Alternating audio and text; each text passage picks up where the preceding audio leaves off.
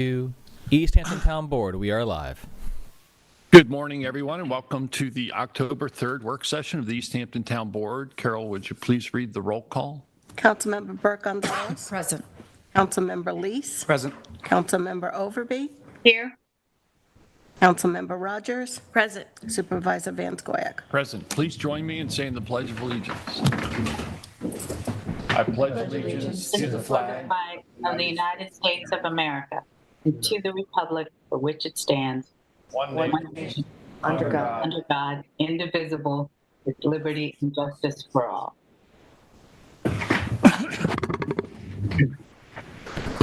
Today's agenda will include a public portion where any member of the public may address the board on any topic. We will also be discussing the following topics: the East Hampton Town Airport Superfund site with outside counsel Nick Regano, the 2024 tentative budget. We have our budget director Becky Hansen here today. For that, the East Hampton Trails Preservation Society 25th anniversary.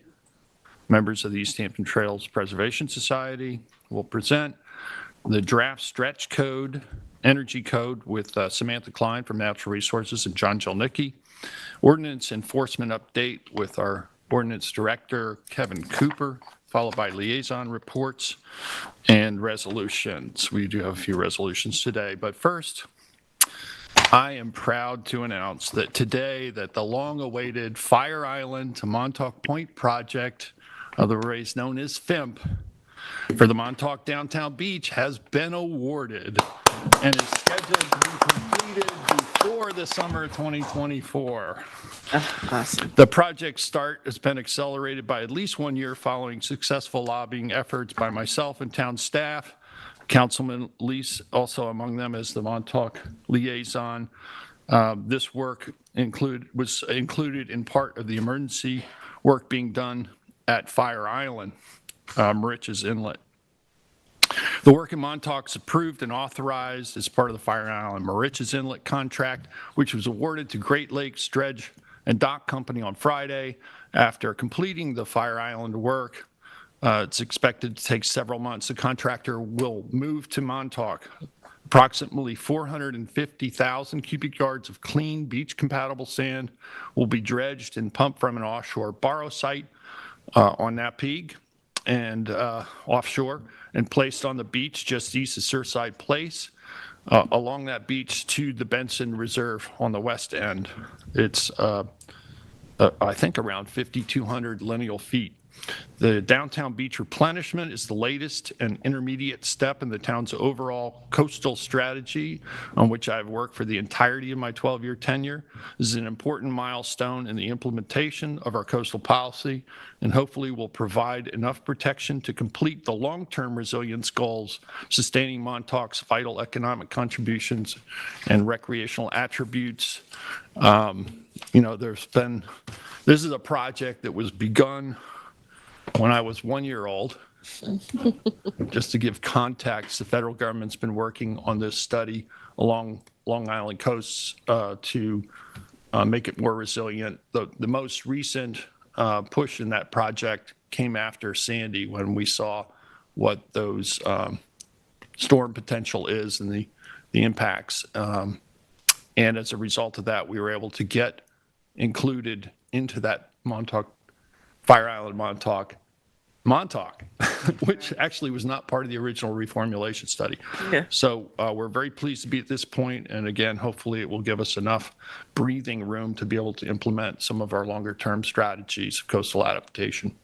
So that's, I think, very exciting news. Yeah. And we look forward to that project being completed before summer of 24. That brings us up to the public portion. Do we have anyone here who wishes to speak? David Buda.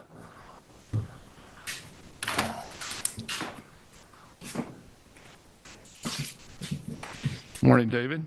Good morning. I have a handout. I'll explain what it is in a moment. Thanks, David. Good morning.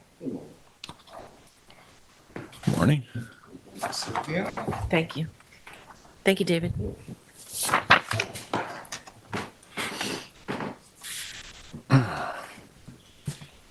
Good morning, I'm back. Unfortunately, I was unable to attend the September 21st public hearing on the proposed amendment to Town Code Section 102-14, Certificate of Occupancy, to add a requirement for an updated certificate of occupancy upon all resales, except certain limited exceptions having to do with usually a divorce or a estate situation that is not really a transfer of full ownership. I have to first of all say that it was a long time ago. Bill Wilkinson was sitting in your chair, Peter, when I first raised this issue and suggested that the town was way out of date and not having a procedure for requiring the updating of certificates of occupancy or some type of limited inspection upon the event of a sale of a residential property. So it has taken at least 10 to a dozen years for the town to finally come around to the realization that there's a problem. And as your new chief building inspector pointed out, there's a cabinet full of inspections, cabinet full of paperwork for properties that have been inspected, but the inspections were never completed. I brought this to the attention of the town, as I said before, a prior administration, several prior administrations ago, because I was becoming aware of the fact that there were many properties out of compliance, many properties that had illegal construction, illegal expansions, illegal bedrooms and basements without legal access, etc. So I commend you for this initiative. However, I think that you have overstepped a little bit, and I would be very surprised if a substantial number of people from the real estate community have not written to you after the hearing or as part of the hearing to voice their concerns. There should be a procedure that if you receive letters concerning a hearing, that there be some way that the public's made aware of it. Maybe the town attorney's office should let you, give you a memo saying these are the comments that have been heard and these are the issues that need to be further considered. That way it becomes actually part of the record. What I've given you is, from my experience in New Jersey, 2 examples of communities that have established a procedure, a slightly more limited procedure, for requiring either a resale certificate or a certificate of continuing occupancy, where the same objectives can be realized, but in a more streamlined fashion that does not always require an updated certificate of occupancy. In fact, if you think about it, in a perfect world, there should be no need for an updated certificate of occupancy, rather just confirmation that everything is in compliance and that there are no new structures that were built without permits, that there are no unopened building permits, that there are no safety conditions that are a danger to the public.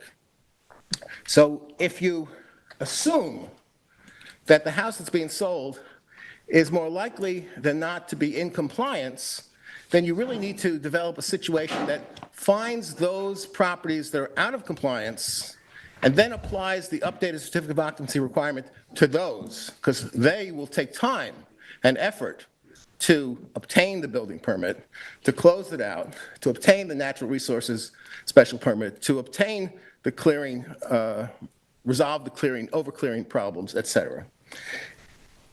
If you have a focus on the essential safety issues and the need to ensure zoning compliance, and of course your building inspector is also your town zoning officer, if the inspection is made a little more streamlined and spell out exactly what you're looking for and what that inspection will entail, and have a set fee, and basically call it something less than an updated certificate of occupancy, that's really what's appropriate in the situation where the homeowner is in compliance. And you're looking to ensure that you're not going to put a clog on the marketability of real estate that is in compliance. Obviously, the properties that are out of compliance are going to take time. And of course, it's a matter of negotiation between the buyer and the seller as to who's going to be responsible to resolve those problems. So what I've given you here are, as I said, examples from 2 other communities. The building codes in New Jersey and New York are really very essentially similar, the uniform code, but it's more than a building code issue. It's a matter of zoning compliance, compliance with fencing regulations, compliance with occupancy regulation, compliance with ensuring that the amount of bedrooms in the house is not exceeding the amount of septic capacity, et cetera. So what I suggest is, and I know that it's not on your agenda today, so you're probably still mulling over the issues that were raised at the public hearing on September 21st, that you really should consider adopting a procedure that doesn't call this a requirement for a new updated certificate of occupancy, but rather a certificate of continuing occupancy that confirms that there is no need for a new certificate of occupancy, that everything can continue as it exists, and that in the situations where the properties are in compliance, that getting this is a straightforward administrative procedure that can be done in a streamlined fashion and will not slow up the works for people who handle real estate closings. Thank you, So I'd ask you to take a look at the handout as examples of how it's done in some other communities. I know that you've mentioned that other New York communities have some similar requirement of an updated certificate of occupancy. The only ones I've heard mentioned, though, actually are villages, and as we know, villages have different legal rules and regulations than towns in many respects. So I'm not really sure what the other towns in New York do, but there's a need, there's a problem, you're addressing it, but I think perhaps you're attacking the problem with too big a sledgehammer. And for those people who don't need to get a hit on the head, this will unfortunately be a hit on the head that can be costly, expensive. And let me just mention one thing, the survey requirement. When I did real estate closings, most banks would require a survey. However, if one was done within 10 years and there was a certificate of affidavit of no change, essentially this 10-year-old survey is still accurate, and that would be confirmed by the inspector, there would be no requirement for a new updated survey because nothing has changed. So But I would just suggest that that is an update. If somebody's writing an affidavit saying that the surveyor is saying that nothing has changed, that is an updated survey.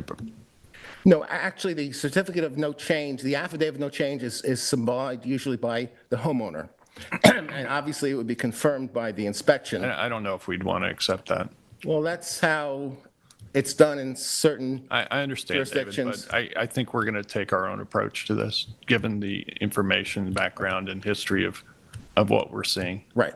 But again, in a situation where a recent survey is acceptable to all the other parties in the transaction, to require an expensive new survey when none is truly required is a burden that perhaps should not be imposed upon. We have an exception for a new survey written into the code. I mean, you said recent, but then you also said 10-year-old survey, so. Up to. Okay, David, Up I to. appreciate your comments. There are people that have Thank you. properties that have not Thank you very changed in 10 much. years. Thank you for your time. I'd like to move on with the meeting now. That's fine with me. Great. Thank you very much. You're very welcome.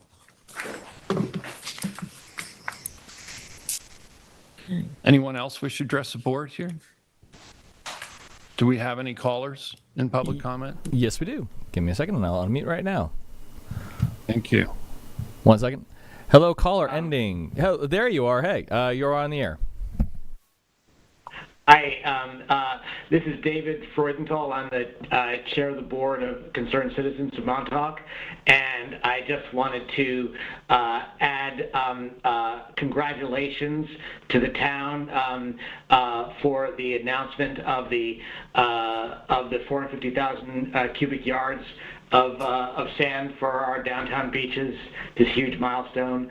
CCOM, as the lead environmental organization in Montauk for more than half a century, have been working with the towns for 10 years to develop a comprehensive long-term solution for Montauk's coastline, including development and adoption last year of carp. Having fought for this outcome so hard, we're thrilled by today's announcement and the 30-year Montauk downtown coastal stabilization is going to bring. It's not a long-term solution to protecting our beaches, dunes, and community, but it's a critical medium-term step to allow all the stakeholders the time to develop a more comprehensive response plan, which is outlined in CARP as well as by CCOM. Congratulations to all on this hard-fought essential victory. Thank you. Thank you very much, David. We have no other callers. Okay, we can move on with our agenda topics. And the first one is the East Hampton Town Airport Superfund site. Do we have Nicholas Regano? We On the do. call? Well, we have him in the room. Give me a second, and I shall admit right now.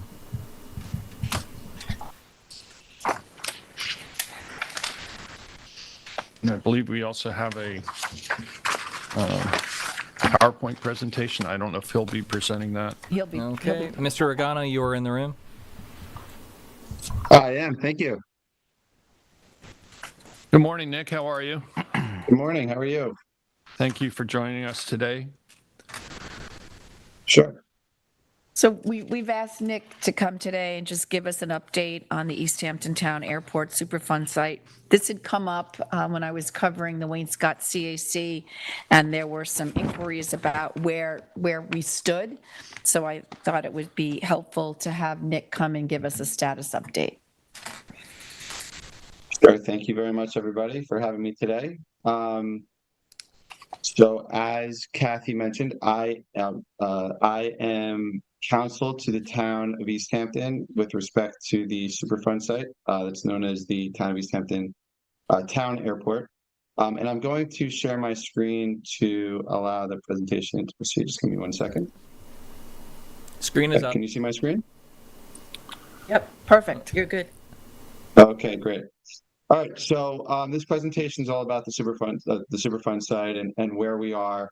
We're going to talk about the citizens participation plan, and I'm also going to discuss the data that we've collected so far, as well as discuss the next steps that we anticipate happening in the very near future, and also, down the road.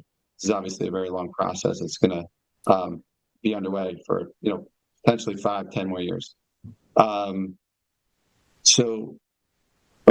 Just jumped the gun there. All right, so first I wanted to provide an outline of really the contaminant of concern here. That's PFAS, primarily PFOA, PFOS, and PFHXS, which has gotten a little bit less attention, but is certainly related to this site. So PFAS are a group of man-made chemicals. They were produced by a handful of manufacturers for decades. And they are in, a wide variety of products, including aqueous film-forming foam, which is what has caused the contamination, or apparently has caused the contamination at the Superfund site to date. As I mentioned, the most studied PFAS are PFOA and PFOS. They've gotten a lot of media attention recently, and those are the primary contaminants of concern at the airport. They have been designated as, quote, hazardous substances under New York law. They have not been designated as such under federal law yet, but that is anticipated to occur possibly as early as February of 2024, so 4 months away. On August 26th of 2020, New York State promulgated binding drinking water standards for PFOA and PFOS of 10 parts per trillion. That's each.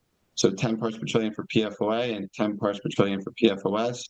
And then DEC also adopted more recently more stringent groundwater regulations of 2.7 parts per trillion for PFOS and 6.7 parts per trillion for PFOA separately.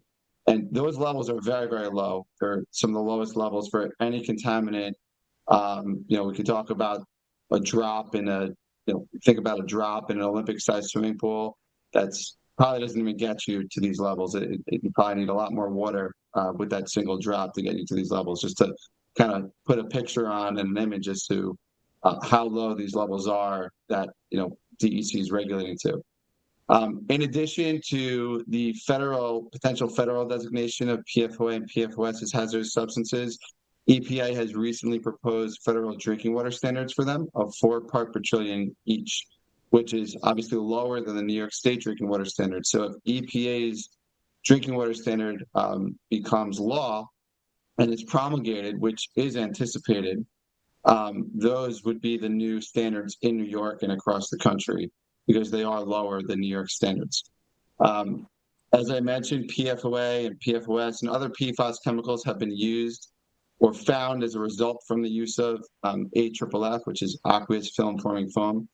And so AFFF is a fire suppression foam that was regularly used by the military and fire departments to extinguish what's called Class B fires.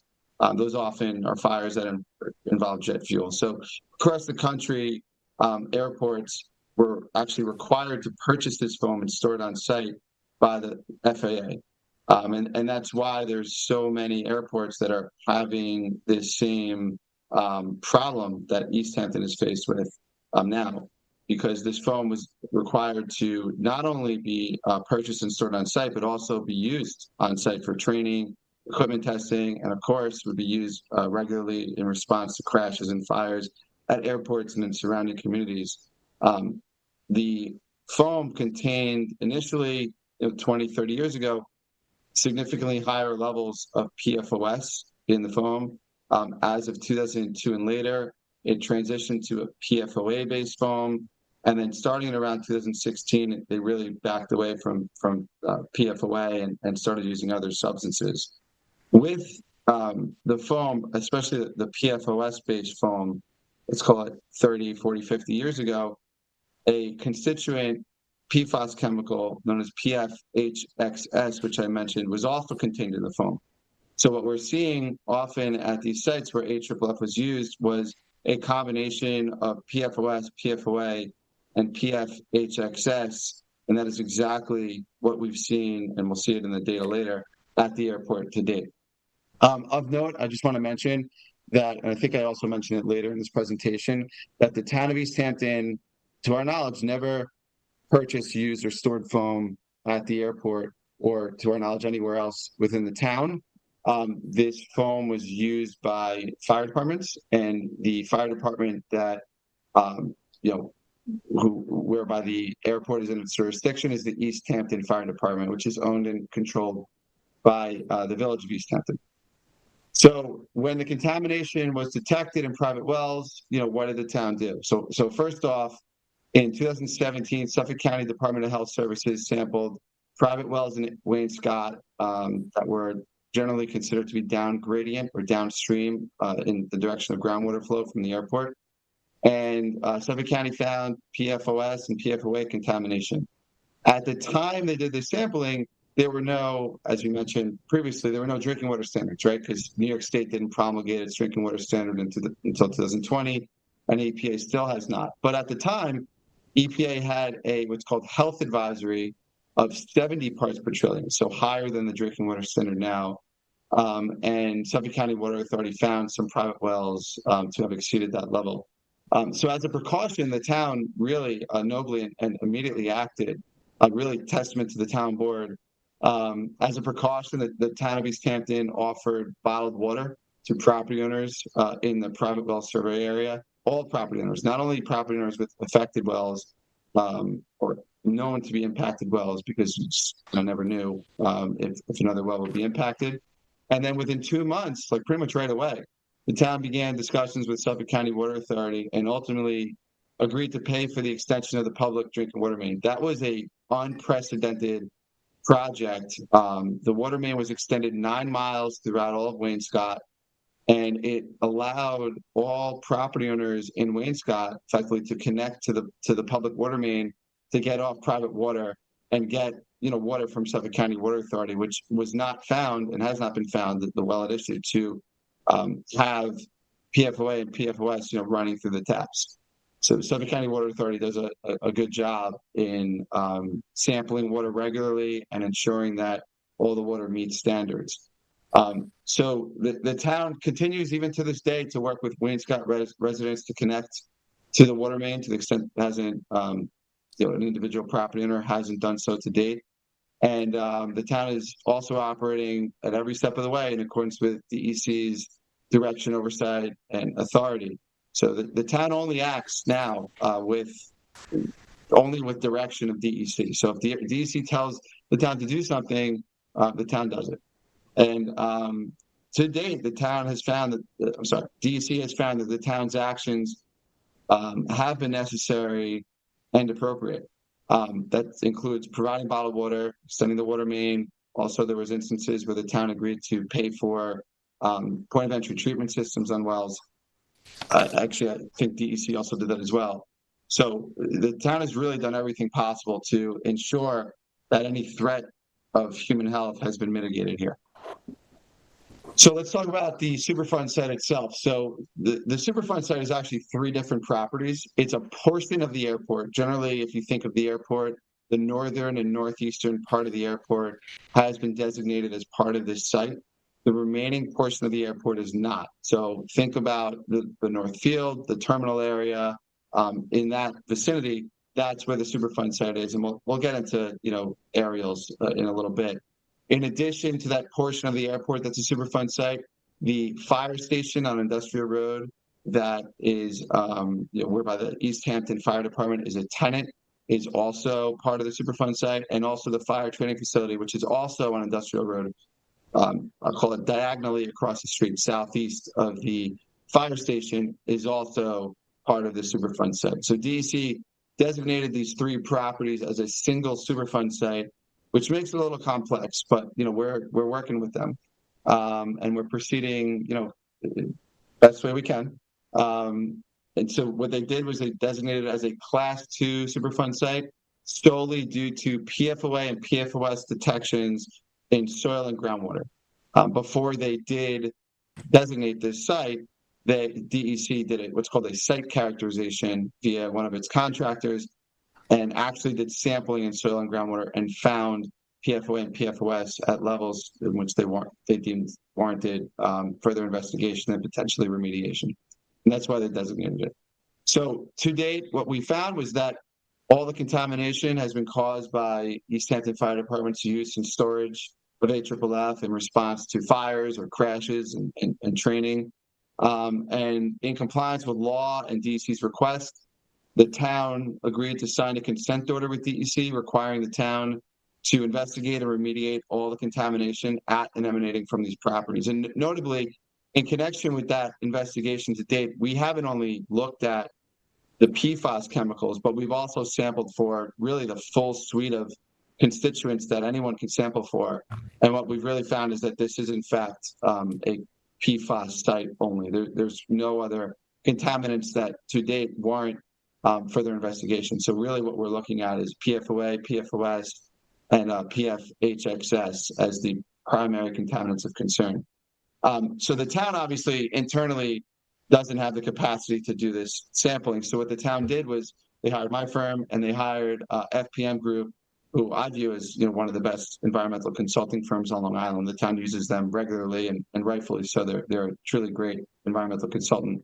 And so what FPM has been doing is they've implemented all the investigation and remediation activities under the consent order to date. That's all ongoing, of course. In connection with the consent order, right up front, the town was required to submit what's called a citizen participation plan and remedial investigation work plan. And the town has been proceeding in compliance with both of those documents and at DEC's direction. And I wanted to talk about the citizen participation plan first. That's the next slide. And so what this is, it's really the plan. DEC provides a template to all responsible parties under consent orders to fill out. And the template is, let's call it 15 pages thick, 20 pages thick, and obviously it needs to be adapted to the particular situation of each site. And so within the citizen participation plan, DEC provides really an outline of the citizen participation activities, and I've provided that on this slide here. It's actually found in the participation plan that DEC approved that we submitted. And if you see, this is a chart. Where we are at is we're between, I don't know if you can see my cursor or not, but we're between this first and second box. So we're early on, right? So if you look at the first box, before start of remedial investigation and feasibility study, the town prepares contact list, document repository, the citizen participation plan, and then the RIFS work plan, which is the remedial investigation and feasibility study work plan, and then distribute the fact sheet to the site contact list. That has all been done. The site contact list is actually attached to the citizen participation plan. We've established a document repository, which is the East Hampton Library. Also, anyone that has any questions and is sitting at home and doesn't want to go to the library, they could also go to DEC's site remediation database and type in the Town of East Hampton Airport. I'm sorry, Town of East Hampton Town Airport Superfund site, and they could find all the documents on DEC's repository. So we were required, and in fact did, draft the citizen participation plan and distribute notice that via fact sheet that the remedial investigation would commence. So the remedial investigation work plan contained all the sampling locations, and that was all distributed to the public. So as you go to the next box, when DEC approves remedial investigation and feasibility study report, that occurs after the entire remedial investigation is complete, right? We prepare a report of everything, submit it to DEC, then they go on and they will approve that report. It'll contain all the sampling data. It will also contain, that report will contain different alternatives to remediate the site, different methods to remediate the site, the anticipated cost to implement each alternative, and then a recommendation to DEC. DEC, of course, could reject the recommendation and select its own, or require us to go back and analyze a different alternative that is not included initially in the remedial investigation feasibility study report. But so once that's done, once DEC approves it, we will again distribute a fact sheet to the site contact list that describes, all the results of the RIFS, and then we would place that in the document repository.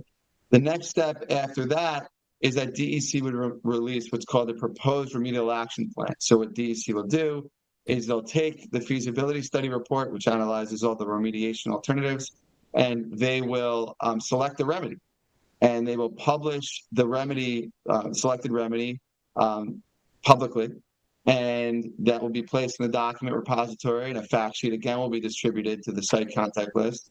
And then DEC will hold a public meeting and hold a 30-day comment period where the public will be able to comment on the selected remedy, and if desirable, any individual could then ask questions about the remediation process to date, including the investigation and what's anticipated. Upon conclusion of the comment period, DEC will consider all the comments and ultimately issue a record of decision, which is a final binding document that DEC issues, selecting the remedial action that must take place to remediate the site. And so DEC will deposit that in the document repository, and then notice will be distributed again to the site contact list. And then, the town at that point will have the option as to whether to conduct the remediation that DEC selects. Obviously, the town will consider all factors involved in that. And then before the start of the remedial action, the town will distribute another fact sheet to the extent the town's doing the remediation. And that fact sheet will describe the remedial action that is intended to take place. And then ultimately, this is far down the road, but once DEC certifies the cleanup requirements are achieved, DEC will issue a certificate of completion and then place that in the document repository, and then also distribute fact sheets. And then, of course, if there's a time when DEC reclassifies the site, typically that would be from a Class 2 site to a Class 4 site, meaning no further active remediation is required. Another fact sheet could be put forth again. So to date, again, we're early on in the entire process. We're still investigating the site. We're almost done with what we expect to be with the on-site investigation. And we expect to proceed with the off-site investigation likely early next year, and hopefully completed by the end of next year. Do board members have any questions regarding the presentation by Nick at this point? No. There's a great deal of information here in terms of where we are in process, and I would urge members of the public to make themselves aware of this information on the town website. Will be posted there. And you certainly can contact us if you have any questions that arise from review of the materials or the process. So Nick, is there anything else you'd like to say in summation at this point, or? Sure. Just wanted to talk about the Superfund process. Generally, as I said, we're investigating it. There's three primary areas of concern. It's the Northfield area where there was a plane crash. There's also the fire station and the fire training facility where we found soil and groundwater contamination, and we're going to proceed from there. Attached to this presentation, which I do understand will be put on the town's website, is all the data, and I'll just scroll through it. Anytime you see highlighting, those are generally exceedances of standards or guidance values. And so, anyone would be free to flip through this. These are all the different sites, airport, and all the sampling that has been conducted. As you can see, there's a lot. So, of course, if anyone has any questions, I'm happy to answer them. Questions, board members? No, I just, appreciate Nick being here today. It may be helpful on the website if we could have a landing page for all of this, because I don't think we have that now. I know Nick's made a couple of presentations, and we should probably attach the citizen participation plan, because I don't believe that that's currently on the site as we speak. Okay. Well, thanks again, Nick, for being here today and presenting this. We appreciate your efforts, and I know this is going to be a long-term project for sure. Thank you very much for having me. Thanks, Nick. Be well. Bye. Brings us up to the second item for today, which is the 2024 tentative budget. And the 2024 tentative budget contains a lot of information. As you can see, Becky approaching the podium with piles of papers. But essentially, the budget is currently listed at $95,402,778 worth of spending in major funds, which is an increase of 5.256 over the 23 adopted budget and spending. Becky, do you want to take us through, or shall I just Sure, give the highlights? Sure. Good morning, Supervisor, members of the Town Board. Just to follow up on what the Supervisor has started with this morning, I'm here to present the 2024 tentative budget for your review. Firstly, I would like to thank the Town Board, the department heads, and town employees for their cooperation throughout the fiscal year. There's a lot that goes on every single day. A lot of times I refer to the budget as a fluid document that changes throughout the year for the needs of any particular department, board, project, expenditure, at that time. So again, everyone works really well together. As we see from time to time, we do need changes, but again, that's an expectation for the spending plan as we go into the fiscal year. I also would be remiss if I didn't thank my staff, Neji Valera and Alex Papajohn, for their essential help in putting this document together before you today. They've spent a lot of late nights here running report after report. I think we ran about half a dozen reports every time we had changes, and to make sure that we were in a place that we needed to be, especially trying to get under the property tax cap. The town continues to face increasing costs for goods and services that we are providing to the residents on a daily basis. And we do also continue to face challenges as far as recruiting and retaining personnel. So just to talk about the numbers a bit, as the supervisor said, the tentative budget contains $95.4 million in spending in your major funds, which is a 5.25% increase, or just over $4.7 million. If you look at many of the individual budget lines, you see that they have zero or very flat or minimal increases. A lot of those expenditures we are expecting to stay the same. The tentative budget is under the tax cap by just over $41,000 this year. We were limited at the 2% because obviously inflation is greater than that. But the town has received a small pension exclusion from the state comptroller's office because the contribution rates from municipalities are over a certain percentage, so they will exclude a portion. In ERS, they are excluding 0.1% of salaries, very generous of them this year. And in PFRS, which is the police and fire, that is 1.4%. Again, and then we won't be getting the actual annual invoice until November. And one thing that we are looking for with the annual invoice is just for the board and reminder and the public's benefit is that many years ago the town had joined the contribution stabilization program with the comptroller's office, which at that time was to amortize your pension payments. And as a result of that, the town has accrued a fund balance of about $500,000 that the comptroller's office will let you know each year the annual invoice does come out, whether you can ascribe a portion of that fund balance to your bill that you're going to be paying. The town does prepay its invoice every year in December, so we do receive a small benefit there. And also, if you were making your payment in February of 24, you actually lose the pension exclusion under the tax cap. So that's another benefit to prepaying early. So long story short, when we get the annual bill for the retirement system in November, hopefully in time before the budget is adopted, that we may have some savings there and be able to use some of the fund balance that the town has accrued with the state over the years to pay down a portion of the retirement bill. Because of the pension exclusion, that gave the town an extra $177,000 allowable towards the tax cap, which the tax cap increase from the current 23 budget to 24 is just over $1 million.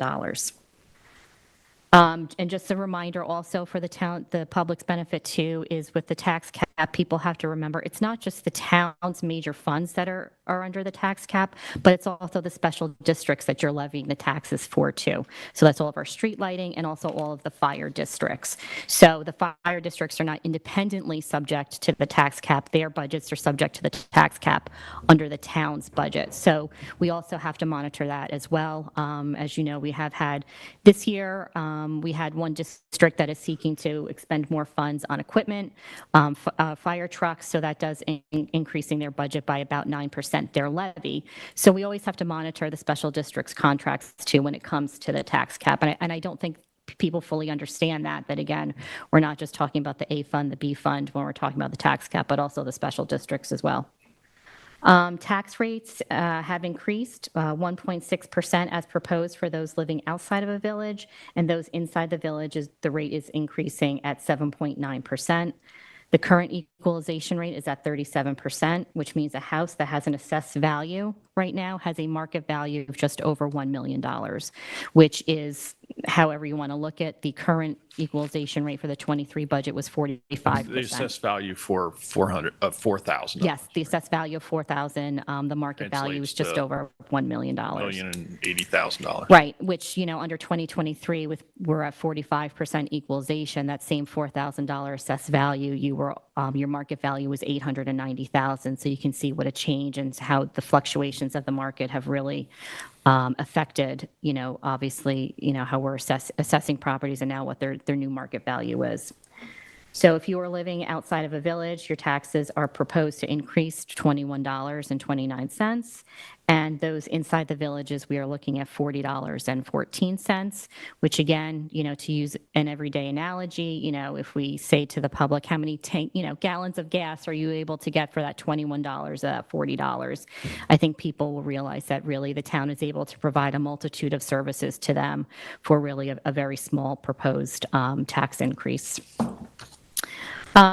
Many of the increases are personnel related. As you see in one of the pie charts and early in the document, over 60% of the entire budget are related to salaries and benefits. The supervisor and the board have mentioned that the town is in negotiations with the CSEA and hopeful to settle that contract very shortly, ideally before the budget is adopted. But again, that would be ideal. Health insurance costs, obviously, we are expecting an increase. Again, we don't get our final bill until after the budget is adopted, but in being proactive, realizing that we do anticipate costs. So obviously those have increased. Contributions to the retirement system for ERS, which is the employee retirement system, are proposed tentatively to increase as well. And again, like I said, that could be subject to change after we get the annual invoice. There are several promotions proposed in the budget. A total of 13 employees are looking to be promoted, and that estimated cost, again, we're not 100% till the contract settles, but that could somewhere be around $100,000, for those promotions for those particular employees. There are also some increases, as you see also in the front of the document. The town is generous in giving funds to a lot of community organizations that provide a lot of critical support and services for a lot of individuals and families in the town. There are 2 new additions to the roster this year. That's what we'll call it. The Montauk Chamber of Commerce is going to be performing a litter pickup program through downtown Montauk, which will be extremely beneficial to help supplement, services that are provided by the town, but obviously being stretched thin with some personnel, that this is actually a really great benefit to that area and that the chamber is willing to step up and provide that program. Also, Ruta 27, an organization that is providing English language teaching services to residents of the town, are seeking office space and funds relating to their ongoing operations. So they are also a new addition to the 24 budget. There are some increases in addition to the new programs and increases. Those total just over $120,000 increase in funding to outside organizations. You will see that on the revenue side of the budget, we've been talking about expenses. Some non-tax revenues are flat and have decreased a little bit just based on trends that we're seeing. The town does still maintain very healthy fund balances in all of its major funds. All funds and reserves total, the town has over $70 million in reserves and fund balance. The budget is proposing a just over 8% usage of some of those fund balances and reserves. I am working with a handful of department heads that I will have more specific details for the board for next week during work session at some proposed fee increases relating, some are A fund and some are B fund, and sanitation that are going to be for your review that would help offset, negating the need to access some of that fund balance as the 2024 year goes on. We just received our second quarter mortgage recording tax from the county at the end of last week, which was over $1.6 million. So where we stand right now for 2023 on the A fund is we only need to bring in another $1.7 million to meet the budgeted revenue for 2023. So again, we are on pace to exceed the mortgage recording tax again in the A fund.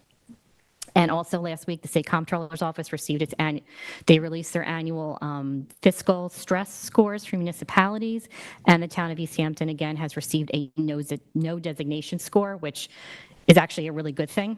Usually when someone tells you nothing, that's not a good thing, but this is a good thing. Actually, the town's score of 1.6 was lower than at fiscal year end 2021. So that's really, really good news. They look at a lot of factors when assessing the score, how much of your revenues versus fund balance, employee expenses versus fund balance and expenditures. So there's a lot of calculations that go into it. And again, so I'm happy to report that the town has again received a no designation or no indication of fiscal stress for the 2022 year. And again, that helps the town in maintaining that AAA bond rating on the long-term borrowing, and also the MIG-1 rating that you received last year on the short-term borrowing. And again, during the annual debt sale this year, the town received very, very low rates in a really not very stable market. And I know our financial consultants were really, really pleased with the results that the town received in August of this year. So that's all I have. Well, I'd just like to say that, throughout, this is my 6th tentative budget released, and working with Len Bernard previously, and then working with you, Becky, I really appreciate all the hard work that you've put in, along with, finance staff. And all I know you're really going to miss all those spreadsheets. And thank you for now. There's 10 tabs on the bottom of your spreadsheet. Now I have to use readers for 12 font. There you go. After all that, but I really appreciate all the hard work that you and your staff have put in, and all the department heads, the time we've spent in developing this tentative budget.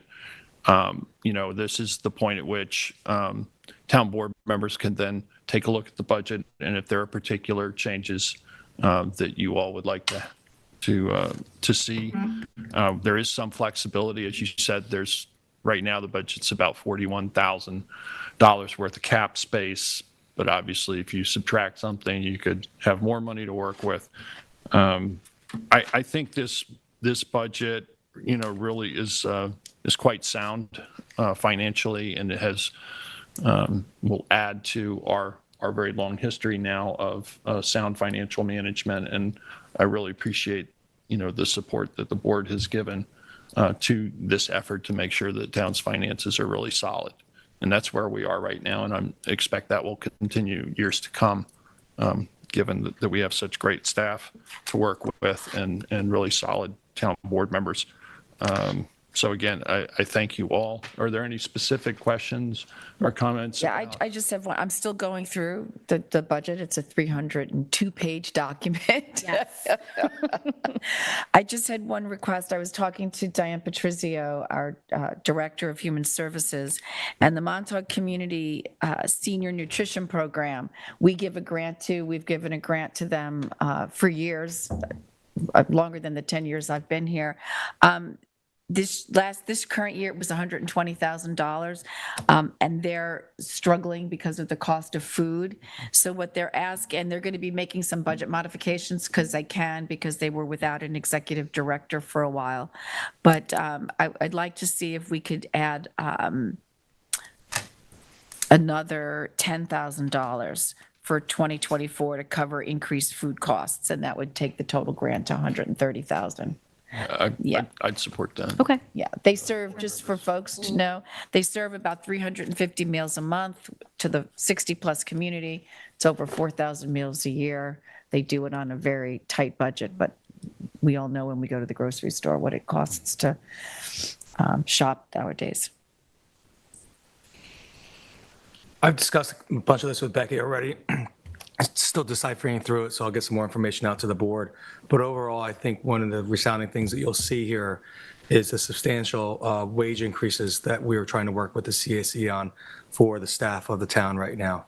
We understand the environment that we live in, globally, financially, but also specifically on the East End, and trying to make sure that we have good parity to other municipalities, and also the daily wage. So that, to me, is one of the baseline headlines out of this budget that the supervisor put out right now. I'm very happy to see that right now. And I hope it continues on too. And it's a constant leapfrogging. I'm sorry, Supervisor. Once one town or municipality settles, and then a year later another one is. So again, we're constantly going over each other, making comparisons to each other, because we are all competing. We're fighting for the same small group of people, whether you're public sector or private sector. And again, I think I said this last year. We're competing with the private sector like we never have before. Advertisements for people to come in with no experience necessary. I mean, they're fortunate in the private sector. They don't have the pleasure of dealing with Suffolk County Civil Service. Such a pleasure.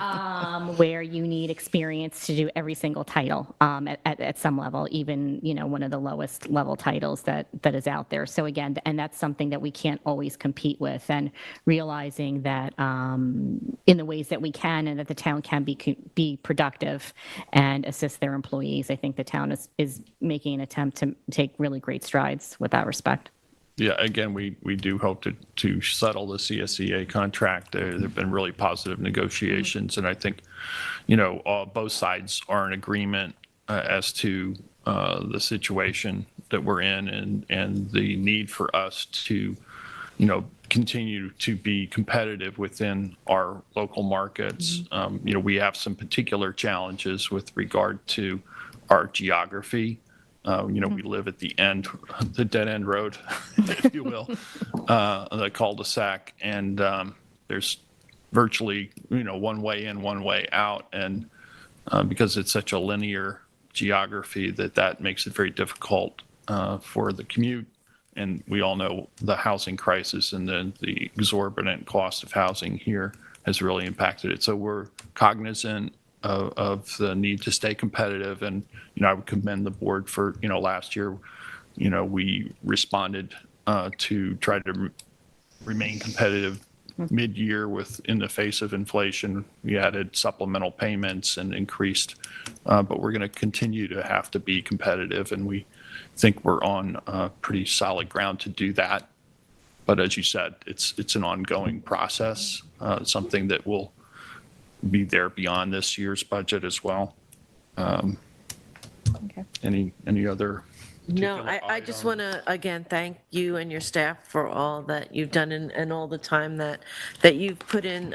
Peter, as said, this is an over 300-page document, but it's the tip of this very large iceberg of the time that town staff and that Peter puts in, and how we hold these meetings with our department heads and get these direct requests, and the responsiveness that you can see in this budget is really inspirational and very helpful. And from the departments that I am liaison to, I just want to express the gratitude about what you could see, that they're heard and that they're respected. So this budget has just dropped, if you will. This is the first Yeah. public presentation. It was released last Friday, I guess. I know you all have more time to spend going through it. And so just in terms of scheduling, we'll have another discussion, a follow-up next week course. on the 10th. And we can schedule a subsequent on the 17th if necessary. We'll go to public hearing. I believe it is Yeah, we'll notice the November public 16th. hearing, right, at the second October meeting. We'll And then notice we'll it have to, then for the first. we'll adopt the budget on the 16th of Correct. November. Yep. 4 days short of the state deadline on. Yep. So if there are any 20th. questions or items for consideration, just email them to me, just so I can keep track financially of kind of where we are. And then, next Tuesday, we'll come back and then we can review for the public's benefit where we are at that point. So I will see you all next Tuesday. You'll be hearing Great, thank from you us. so much, Thank you, Becky. Becky. Okay, that brings us up to our next topic, which is the East Hampton Trails Preservation Society's 25th anniversary and of the Pominock Path. And, oh, look who it is. It's Mr. Tom Rule. Yes. Yes, I just First texted him. budget I haven't had to worry about since 1987. Wow. Wow. That's what. Anyway, I'm here on behalf of the Trails Preservation Society. My name is Tom Rule. I'm a director. We have a little presentation because we want the town to be a co-sponsor, which means, amongst other things, we'll use your logo on our handout. And we, of course, want a permit, but we've been working with Deputy Supervisor Burke Gonzalez and Kate Rogers and the Special Permits Committee to get the permit. But arguably, and I'm not an attorney, you need to pass a resolution because some of it's over on CPF land because, well, that's why we bought CPF land. With that, I turn it over to Eva Moore, who will talk about the history of the trail and the organization. Welcome, Eva. Morning. Good morning. Can you just pull that microphone a little closer so we'll be Yes, able to okay. hear you up here? Can you hear me? I'm saying good morning to you, the whole town, you and the whole town board. Thank you for letting us come here. I'm Eva Moore. I'm representing, I'm currently the administrative vice president of the EHPS, and I'm representing our brilliant president, current President Irwin Levy, who is out of town at this time. Starting on October 11th through November 18th, EHTPS will be celebrating the 25th anniversary of the completion of the eastern portion of the Pominock Path. The name is derived from the language of the indigent people who inhabited the island, who first inhabited the island, and was exalted by the legendary Long Island poet Walt Whitman in his 1860 book, Leaves of Grass, which begins with the words, starting from fish-shaped Pominock, where I was born.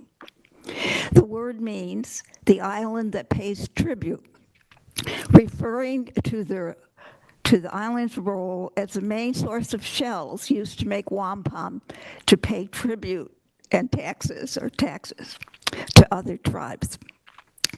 The 125-mile mile-long hike was conceived in the early 1980s by visionaries in several volunteer environmental organizations, including the Long Island Greenbelt Conference, EHCPS, and the Southampton Trails Preservations.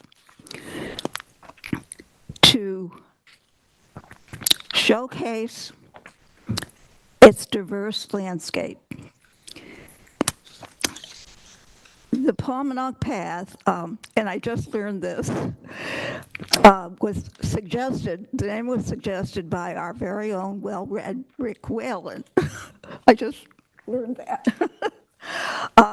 It would weave from the tranquil forests of Rocky Point in the west to the stunning shores of Montauk Point in the east, passing through stands of various species of pine trees, including rare dwarf pines,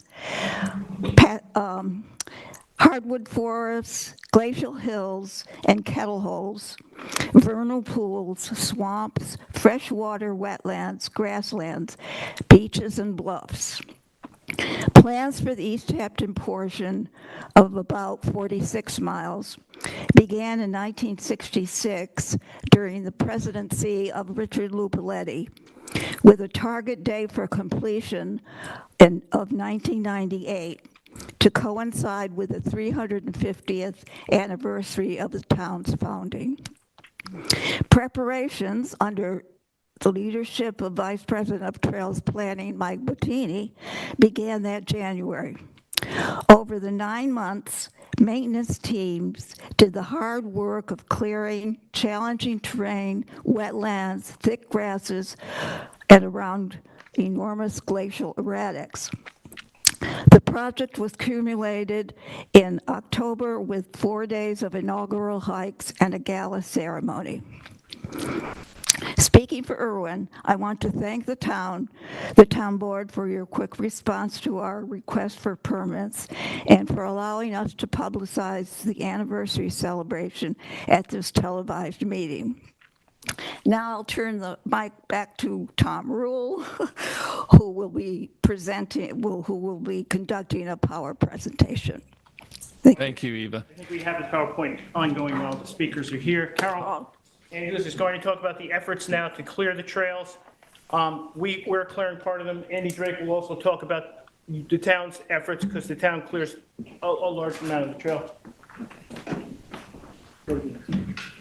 Good morning. I guess it's still morning to our supervisor and our board. Thank you for having us here. Good morning. I've been with the trail crew, so to speak, ever since Richard Lupaletti's time and the time when we were constructing the Amsterdam Beach. We were helping with that, and we thought it was the most wonderful project we ever worked on. It was a pleasure, even though it happened over winter, and it happened to be a winter when there wasn't any heavy snow, so we didn't miss any time due to that. I'm here, though, to talk about the Trail Society work with the Palmanock Path, and this is our main focus right now. We're kind of in crunch time because we still have a lot to do, even though we've been working hard. And the entire 48 or so miles needed to be looked at and worked on, which is a lot. We're a small crew. We are totally volunteers, and we have about 9 to 11 solid core citizens who come very regularly. Normally, we have about 8 people, sometimes 10 people working, which is not a lot for that kind of mileage. We meet now on Tuesdays, and it's about 9 until 11 in the morning.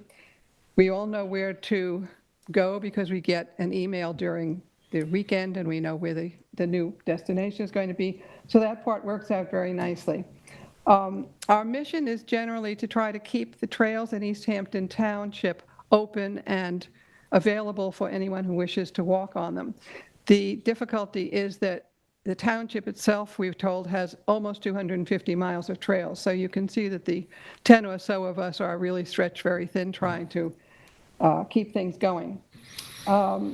It's a multifaceted job because you don't always just beat back the bushes and trim the grass. Do we have the next slide, please? All right, let's see. How about the one right before that, 2 before it? The bridge? Okay, yes. We received an email from Andy, who's here, and we were told that the Nepegue Park, the bridges in the Nepegue area were a little bit old and perhaps needed some looking at, but in particular this one, which you may or may not be able to see, let go one of its moorings or its fastenings, and it was not going to do anybody any good. It was a bridge to nowhere. You could walk halfway across and then you had to come back. So we were asked if we could do some work on that, and it took us a lot of time to figure out what to do. The worst part was that when we went down there to look over the situation, we were greeted by squadrons of mosquitoes who hadn't eaten in weeks, and they were so happy to see us, you wouldn't believe it. Long sleeves, long pants, and all that. It didn't help much. They found a way to get at you. So we had to take quick glances and figure out what might work. We came up with a plan A and a plan B, and eventually we came back to try to get things right, and we finally got it fixed, which made Andy very happy. We checked on it from time to time. One of the eye bolts that fastened a very strong galvanized chain to some kind of anchor in the ground had given out, and it got loose. So that was why that had happened, but we had to first move it before we could repair it. We were very happy with ourselves, and we looked at it once in a while when we could stand to go down there. And guess what? After a huge tide, a high tide from the full moon, the other end broke loose. So now we had a bridge that could lead you somewhere from the east, but you couldn't get to the west. So we had to go figure something else out with that, and eventually, arguing over whether it should be at low tide or high tide or what we should do, we found a way to beat back the mosquitoes and come at 5 o'clock at night when the tide was getting at its peak, because the bridge was too heavy to just lift up. And we were able to skid it back into place and fasten that. So I have fingers crossed, as everybody else does, that it stays there for a while, because we'll have to look at it over winter and see what we can do. Most of our work, though, is on land, and it's taking care of the trails. The troublesome trails always tend to be in Montauk. We have very few forest areas in Montauk over our trails, and what happens is that a lot of the ground is damp, so the vegetation can get good moisture, and it's open to the sky because Montauk was once all pasture land and grassland, and it's still not completely covered over with trees. So the photosynthesis that can go on is phenomenal. The grasses take advantage of it, the bushes take advantage of it, the catbrier, the grapevines, and all of this. And from the beginning of the season on to about early July, it can go from a well-manicured trail to one that you almost can't find. May I have this slide right before that one? All right, this is a picture of some of our workers knocking down the grass on what's Corner Gate Hill is the name of it. It's out in a position where you can almost see to the Lindley House. You can see over Oyster Pond. You can see the tip of the lighthouse. It's a very pretty place, but as you can see, this one being a sandy hill essentially with gravel and a little bit of clay, things grow quite rapidly, but not as rapidly as they will grow elsewhere. The next slide, please. This was once the trail, the Palmanock Path portion, that is at the southwest end of Oyster Pond. And it's almost difficult to know that there is a trail there. The clearing takes a lot of time, a lot of energy, and if you don't do it too often, much like your grass at home, it will continue growing and intruding. We're going to get it ready for the Palmanock Path walk, but when I was making up the schedule, I used to have us do this in November and December after the main growth was finished, and you could get about 6 months, maybe 7 months out of the use of the trail. If you do it when it's still early autumn or summertime, 4 weeks later, it's gone. Your time is wasted, and you can't keep coming back and doing the same trail every time. So all I can say is that our volunteers are wonderful, wonderful people. They're dedicated, they're very capable, and it's just a pleasure to work with them. What I'd like to do, though, is to summarize my last report to our president, which kind of says it all.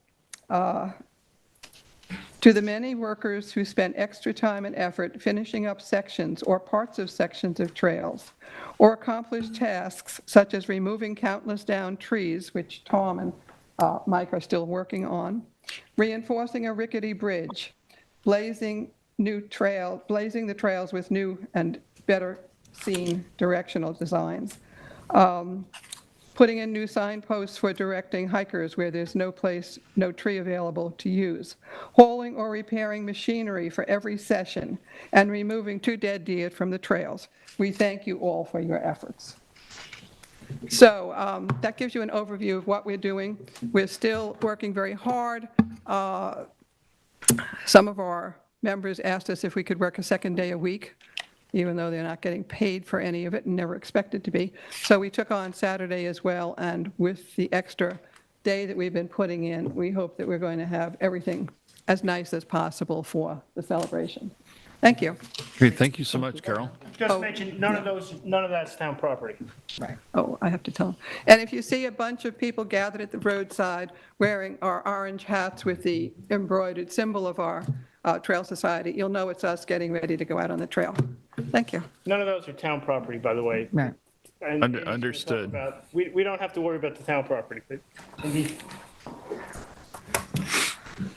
Hello, good afternoon, Supervisor, members of the Town Board, superstars of the Trails Preservation Society. Thank you all for having me here and for the introduction.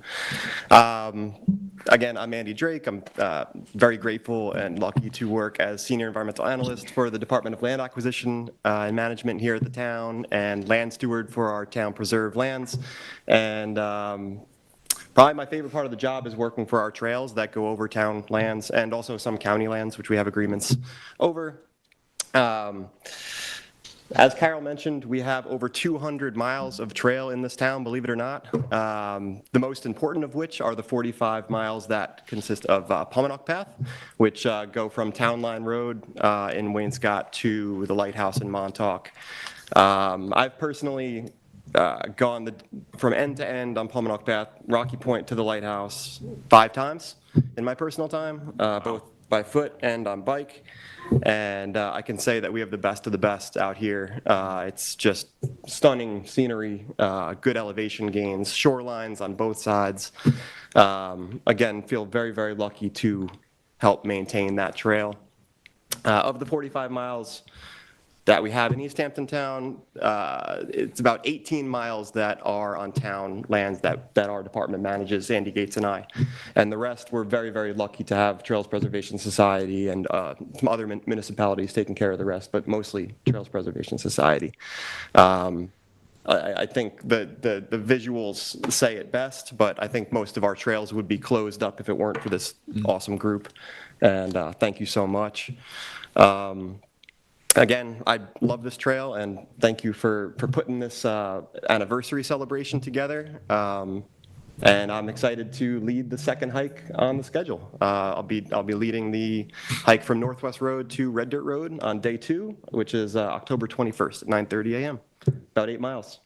So that's where I'll be. Hope we'll have some folks joining us. That'll be short for you,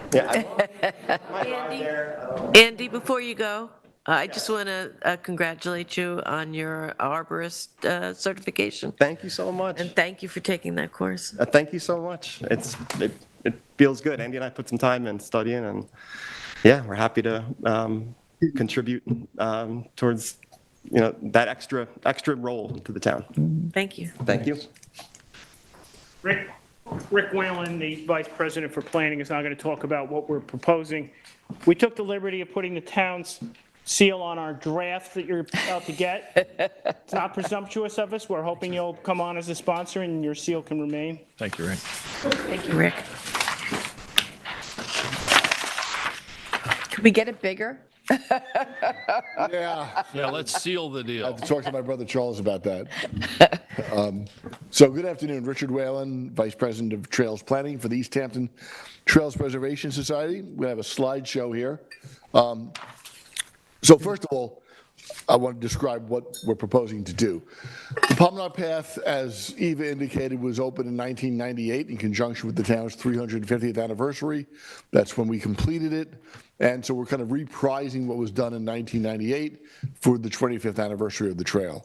In 1998, it was all done on 2 weekends, a Saturday, Sunday, and Saturday, Sunday. And as Andy Drake indicated, the trail is about 45 miles in East Hampton Town. And you don't actually start on Town Line Road. The easiest way to start is in Southampton Town. So it gets to be 47 or 48 miles all told.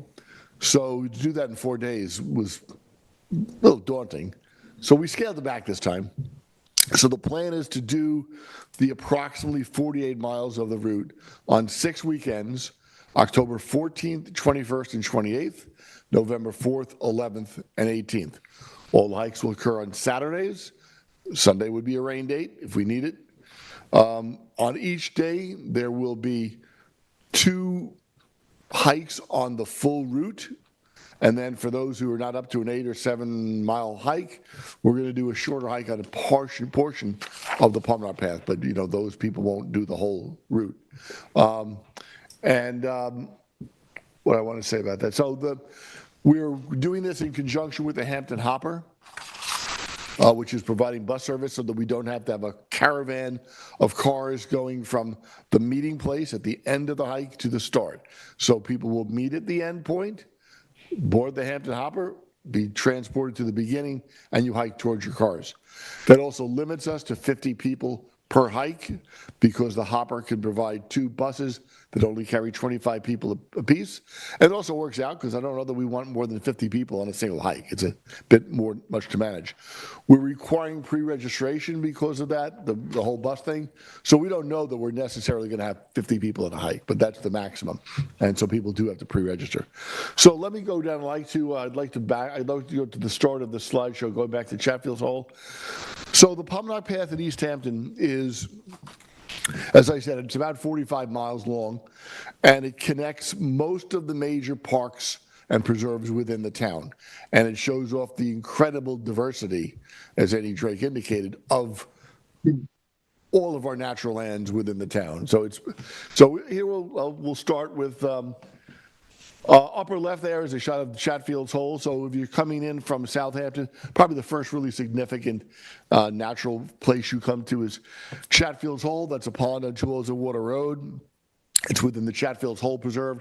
That's land that the town acquired actually under Judith Hope was the supervisor when that was initiated in 1975, and the property was actually acquired in 1976. It's now about 46 acres. On the lower right, Chatfield's Hole is kind of the entree to the White Pine Forest in Northwest Woods. The heart of that is Wilson's Grove, which is the photograph on the lower right. Wilson's Grove is a Peconic Land Trust preserve west of Old Northwest Road. It's 45 acres. It was donated to the town, to Peconic Land Trust by Marilyn Wilson. When we were putting in the Northwest Path, which was the forerunner, actually the first Greenbelt Trail that the Trails Preservation Society did, I approached Marilyn Wilson, who I didn't previously know, and she agreed to have me go meet her at her house, and said, "Could we put a trail through your property? And by the way, it'll be within sight of your house." And Marilyn being Marilyn said yes. So that's where the Promenade Path is. So next slide, please. Then we go into, from Chatfield's Hole, we go into the Grace Estate. Grace Estate is a 516-acre property. It's the largest land ownership that the town has, exclusively owned by the town, anywhere in the town. Largest piece of property the town solely owns.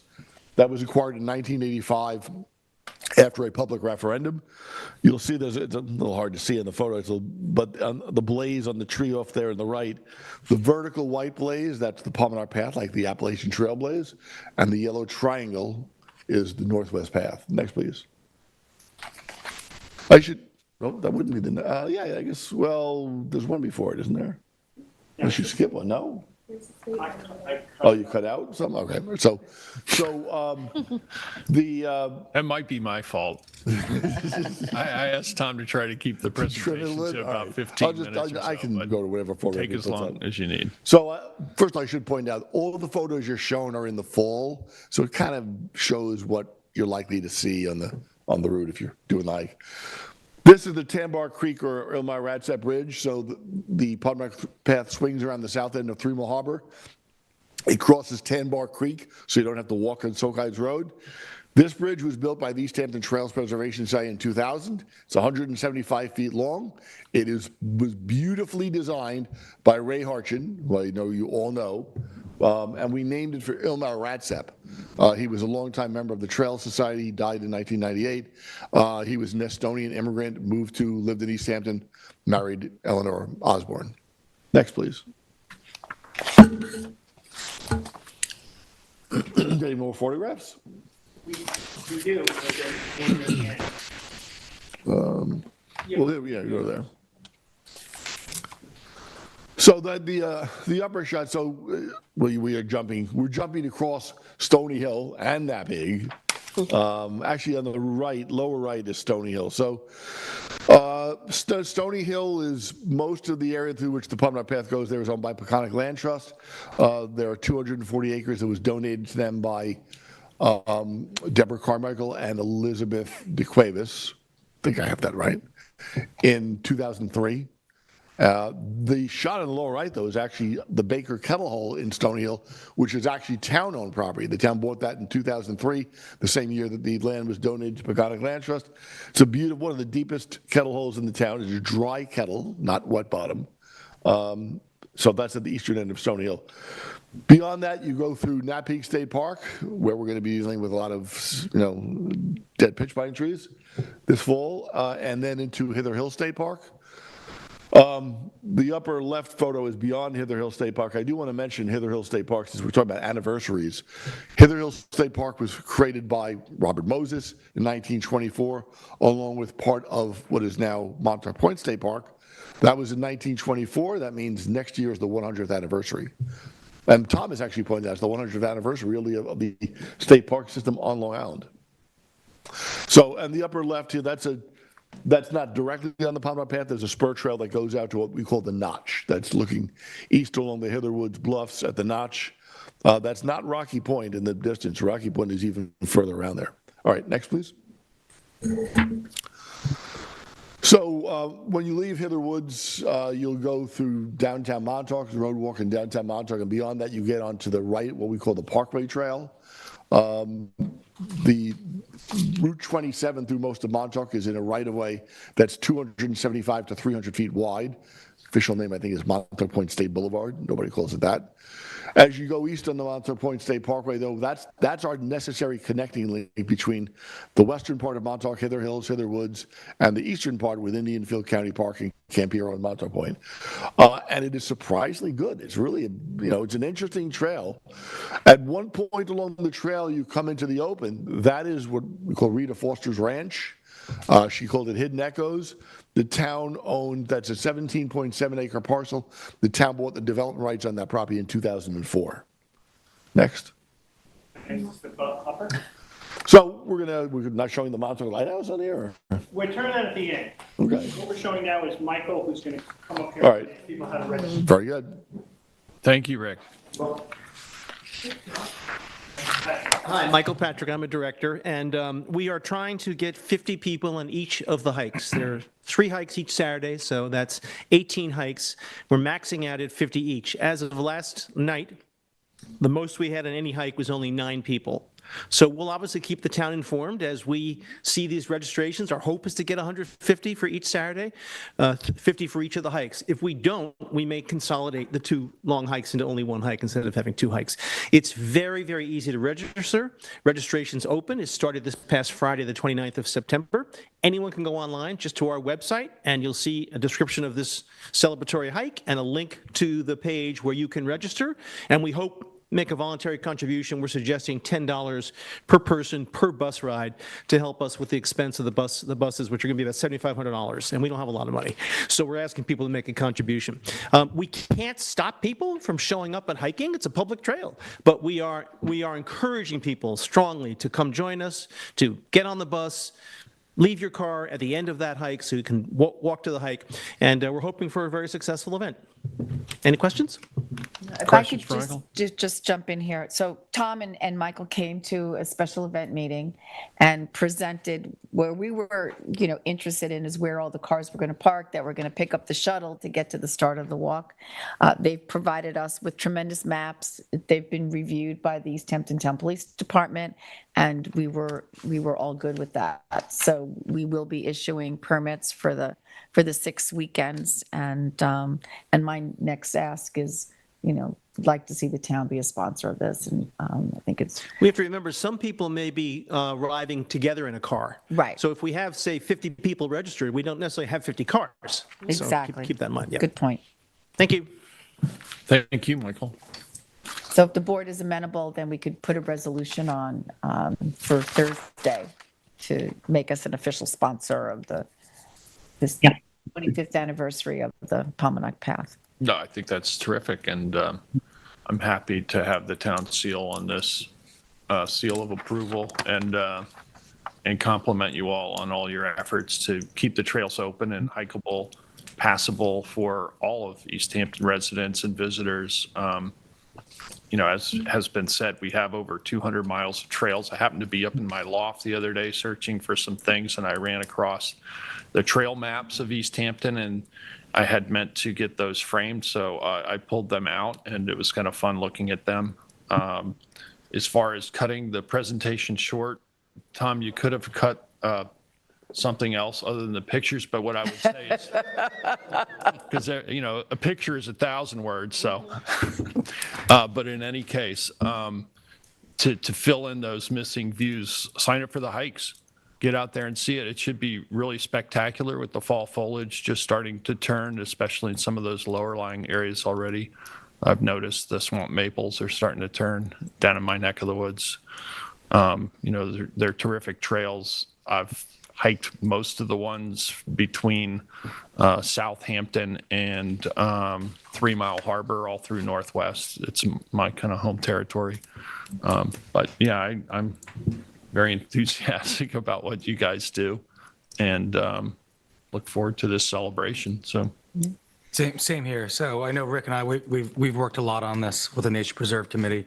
I salute you all. I've traveled, I think, almost 90% of these trails multiple times. They are some of the most beautiful that you'll see out here. I also salute you and the organization for participating in creating new trails and keeping that experience fresh for everyone then too, that they want to go out and see different areas of the town of East Hampton, from when we want to do North Neck and potato fields in Montauk. Whoever knew there were potato fields in Montauk? I didn't know, which is great. And that's part of this then too. And some of the kiosks I know you and your brother and others have worked on too. So I look forward to it. Congratulations for keeping the history of this alive and present to everyone. Thank you. Well, I'd just like to say, as a wrap-up, thank you to the board, thank you to previous boards. Without the town of East Hampton, without the land management department, without the board buying many of these properties, we would not have this Palmanock Path. And it's something we all as a community should celebrate by walking on it. So I would say register easthamptonpreservationsociety.org, and thank you. Thank you. Okay, thank you all. Brings up our next topic for today, which is the draft stretch energy code. And Jason, do we have Sam Klein? No, Sam will be joining us today. So we have John Jolnicki here to present. Yes. Hello. Morning, John. Good morning or afternoon. I don't have pictures, I'm sorry, but I'll try to make the words short. I'm here with an amendment to the stretch code. As you may recall, we adopted a version of the stretch code previously, and upon review by the State Department of State, word had gotten back to us that they didn't like the code as it was drafted.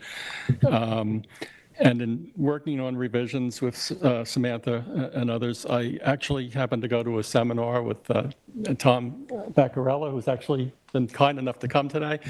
And looking at all this, Tom really has helped to understand, actually putting a practical impact on the various technical requirements that were adopted in the code. So we've come up with some revisions.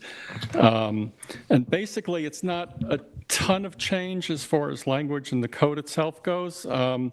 Mainly some grammatical changes and maybe some formatting, and a slight revision as to how exemptions are issued. If somebody cannot comply with the requirements, because if it's a historic structure, for some other reasons, they can make a pitch to the building inspector, or provide us with information from an architect or an engineer telling us why it can't comply. And he is they're then able to get an exemption. Part of the clarifications here or to make it clear that whatever exemption the town might grant does not exempt you from the requirements of the state of New York, and you would have to go to the state and make a separate application for that from the state. And it would be up to the property owner to decide if they want to pursue that path. But the bulk of the changes relate to the three categories of buildings and the building sizes. And the first change was for dwellings that are under 3,000 square feet or under. It's the removal of the performance path, and that's removed mainly because it doesn't exist in the last revision of the code. It was something that was removed when the state made revisions to the code, so that's not an option. The second hasn't changed as to how we had it noticed before. We did have a prescriptive path in the prior one, but before we adopted it, we removed that.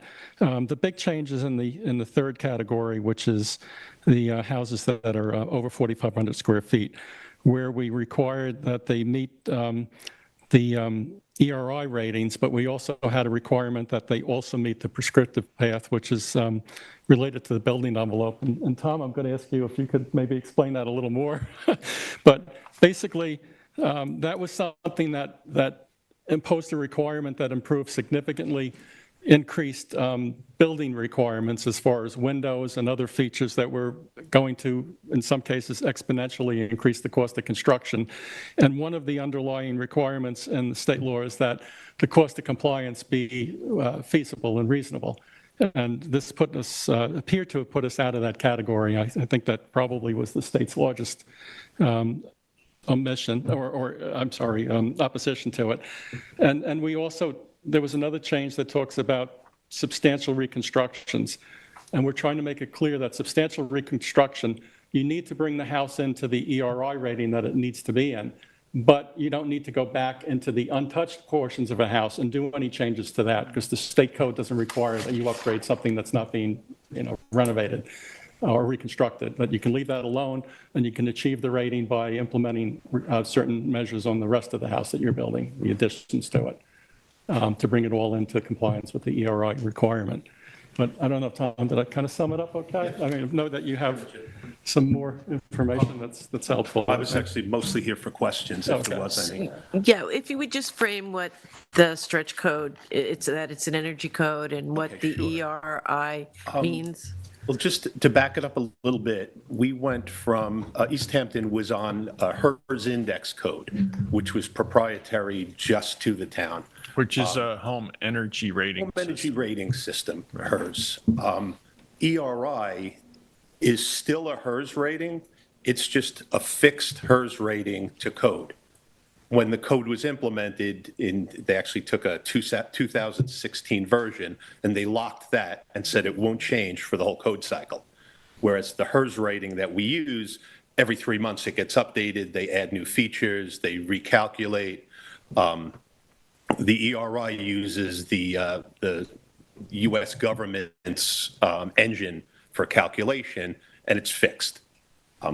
It, in most cases, is much more difficult to achieve than the old HERS was. The HERS ratings have been recalculated over the years for the amount of the effectiveness of solar panels, and you can much more easily hit a low score on the HERS rating that we were using than you can on the ERI. So this new code is substantially more difficult to reach. It's much more efficient for the big buildings, pretty similar for the under 4,500 square feet.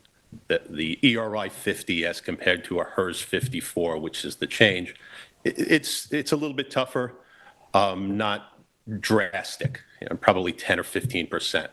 Whereas on the lower score, hitting that ERI of 31, that could be anywhere from 20, 25% more difficult from an energy usage standpoint.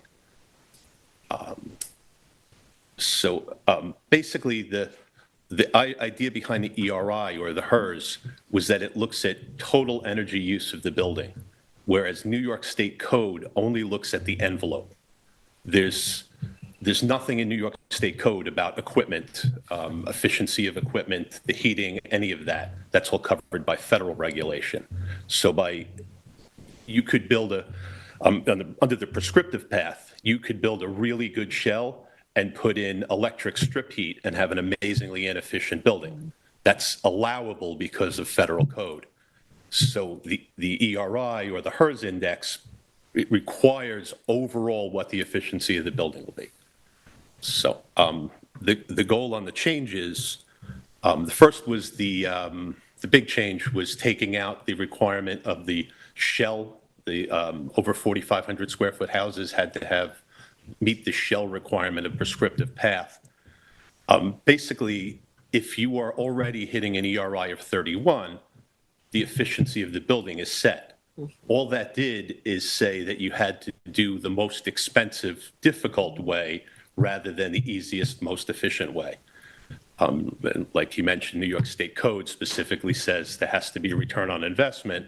This had it made no difference to the efficiency. A 31's a 31, but it just added to the cost. Most of the biggest concern from my end of it was that some of the materials and the design wouldn't work in East Hampton. There are no hurricane-proof windows that meet the new code. To get the shell, the insulation itself, to meet what the new code would require, you'd have a real hard time with shingle-style build. You need wood to nail shingles to. So you'd have to because you need insulation on the exterior. It works great if you're building with vinyl siding. Not so great if you're building with wood, or foam stucco would be okay. But the style of build out here, it doesn't work well. And to put foam on the exterior, you'd have to build it first, foam it, re-sheathe it again, and then put your siding. Because of the hurricane code, you can't just use foamed sheathing because it doesn't meet the shear requirements. So suddenly you'd have to re-engineer the building. It becomes a major headache. Without changing the way you build out here, you couldn't meet that, especially on a large home where there's a lot of glass. I modeled a few buildings for one of the architects for a large house on the beach. It was already built, and we modeled it before and after the stretch code. The difference in cost was $1.6 million, mostly for the triple pane windows. The savings were about $800 a year. So we're looking at a 1,700 year payback. Not realistic. For the smaller houses, I came up with paybacks in the 300 to 400 year. Nothing ever paid for it. With the ERI, you have the ability to use solar instead, which has a really good payback. So you could always use the most cost-effective method to do it. So Tom, could you just state your name for the record? Tom Baccarella. I'm a HERS rater with New York Building Technology Group. Great. We do the energy ratings. Thank you. I just want to make sure we get that on the record. That was really helpful. Thank you. Okay. Yeah, very helpful. A class that I went to and Samantha went to, and actually the building inspectors also attended. And he was very helpful in clarifying a lot of the details on this program. Appreciate it. Thank you. Thank you for coming. Are there any other questions or comments on this topic? So I'll the take board that is, as a no. We'll move on then to. John, did you have just some? I was just going to ask if the board's agreeable. I'll schedule this for hearing, and then we can get public comment.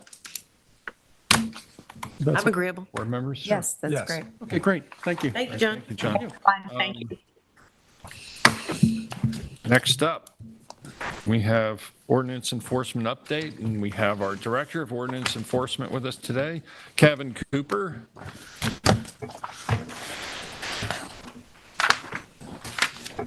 Well, Hello, everyone. Kevin. Hello, board. Carol, how are you? I don't Good know. afternoon. Hi.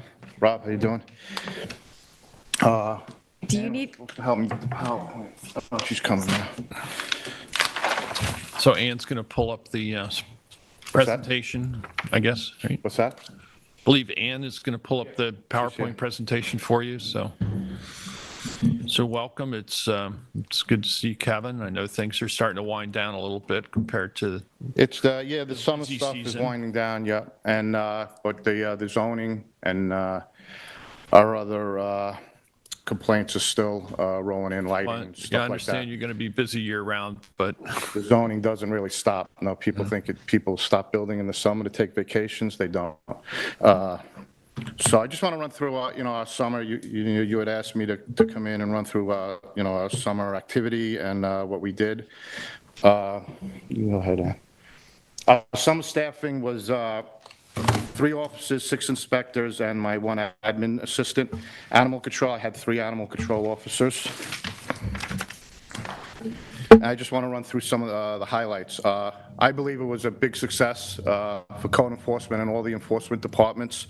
The cooperation between us and fire marshal, buildings, planning, natural resources, and the police department since I've been here is at an all-time high, and I think you all noticed it also.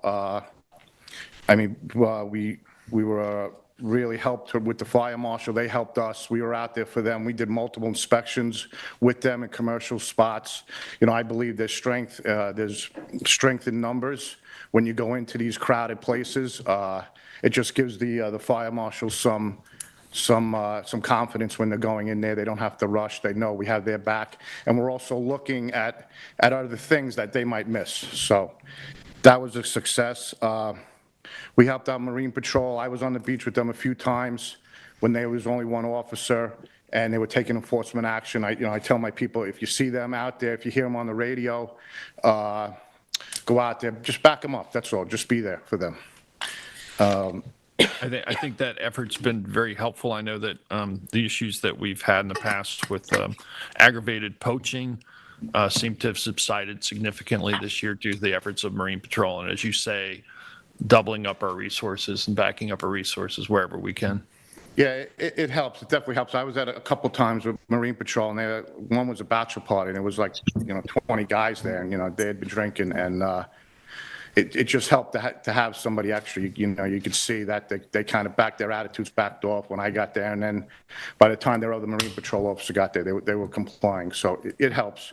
We appreciate it also when they're around. They'll come by and stop and say, "Wait, what's up?" If they see us out at a club or an address, they will stop.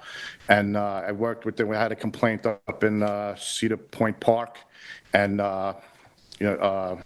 one of the Marine Patrol officers is actually a park ranger also, and he got on the line with me right away, and we solved that complaint. So it's all the cooperation. It works across the departments, and it's really been great. It's just so much easier to investigate cases when I have the other departments and I use them. They're just another tool, and it's nice. So. Just going on, I expanded my night coverage to Thursday nights. You all know Thursday nights, it does get busy out here, really into Mondays, and it worked. I had two people on Thursday nights. I'm going to try to expand that, maybe 3 people next summer. We'll see how it goes. My weekend coverage, I had at least 5 inspectors and officers on Friday nights and Saturday nights. Most Fridays I had at least 6. Some Fridays I had 7, and some Saturdays I had 6. Sunday and Monday night coverages I had for Memorial Day weekend and Labor Day weekends. It was very busy Sunday and Monday nights on the holidays. We had a lot of noise complaints, and we even had some noise complaints the 2 weekends after Labor Day. So there were a lot more, I think, weddings out here than last year. I know you would know, Kathy, but especially there are a lot of weddings. So, there's a lot of deferred weddings due to COVID. They're still doing COVID weddings, is what we're finding. I think it was a success with our management of the commercial premises. Last year we had about 8 premises that were really chronic problems, and I think from our first meeting with all the commercial, the Chamber of Commerce in late April, early May, we had just getting them on board, and then I tried to go out the nights I worked. I tried to go out and I meet with the managers of the other places that will cooperate with us, just to show them I'm there. If they have any questions, there was a lot more compliance with the covered lighting, the outdoor lights. We had real success with that. There was only a couple places that we really had to tell a few times, and almost not threaten, but to tell them that we were going to do some enforcement, and then they complied. So I think that worked. We really down to really only 4 problematic places this summer that I saw.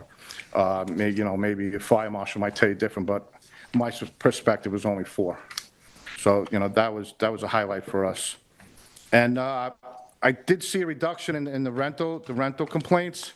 There was slow, I don't want to say slow, there were less, and then towards the end of August, it kind of picked up. We were talking about it in our enforcement meetings. I think a lot of the residents got sick of the renters coming in. By the end of August, they were like, enough, and we started getting a lot of calls in.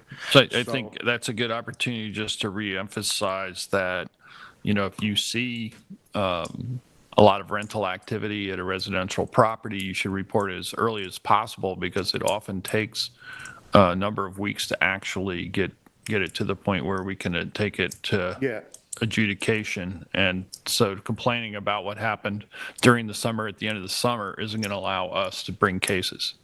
Right, yeah, and I tell residents, even if they want to call anonymous, just let me know. And if there are new renters at problem rentals, call.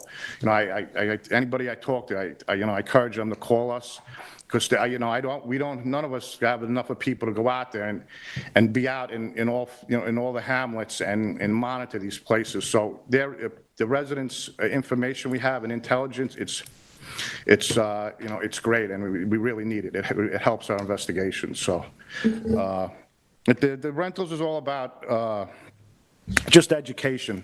The Airbnb, I get a lot of calls from people, they listed a house on Airbnb. It doesn't mean they're breaking any laws or town codes yet, just because you list a place on Airbnb. But I'll get into a little bit more with the Airbnb later. But it's just about education. We try to let people know the town codes about the rentals, and a lot of them, once we do, they kind of back off a little bit, and they let us do our job, and hopefully the offending house will comply. So I just want to get in some of my numbers. Everybody loves numbers.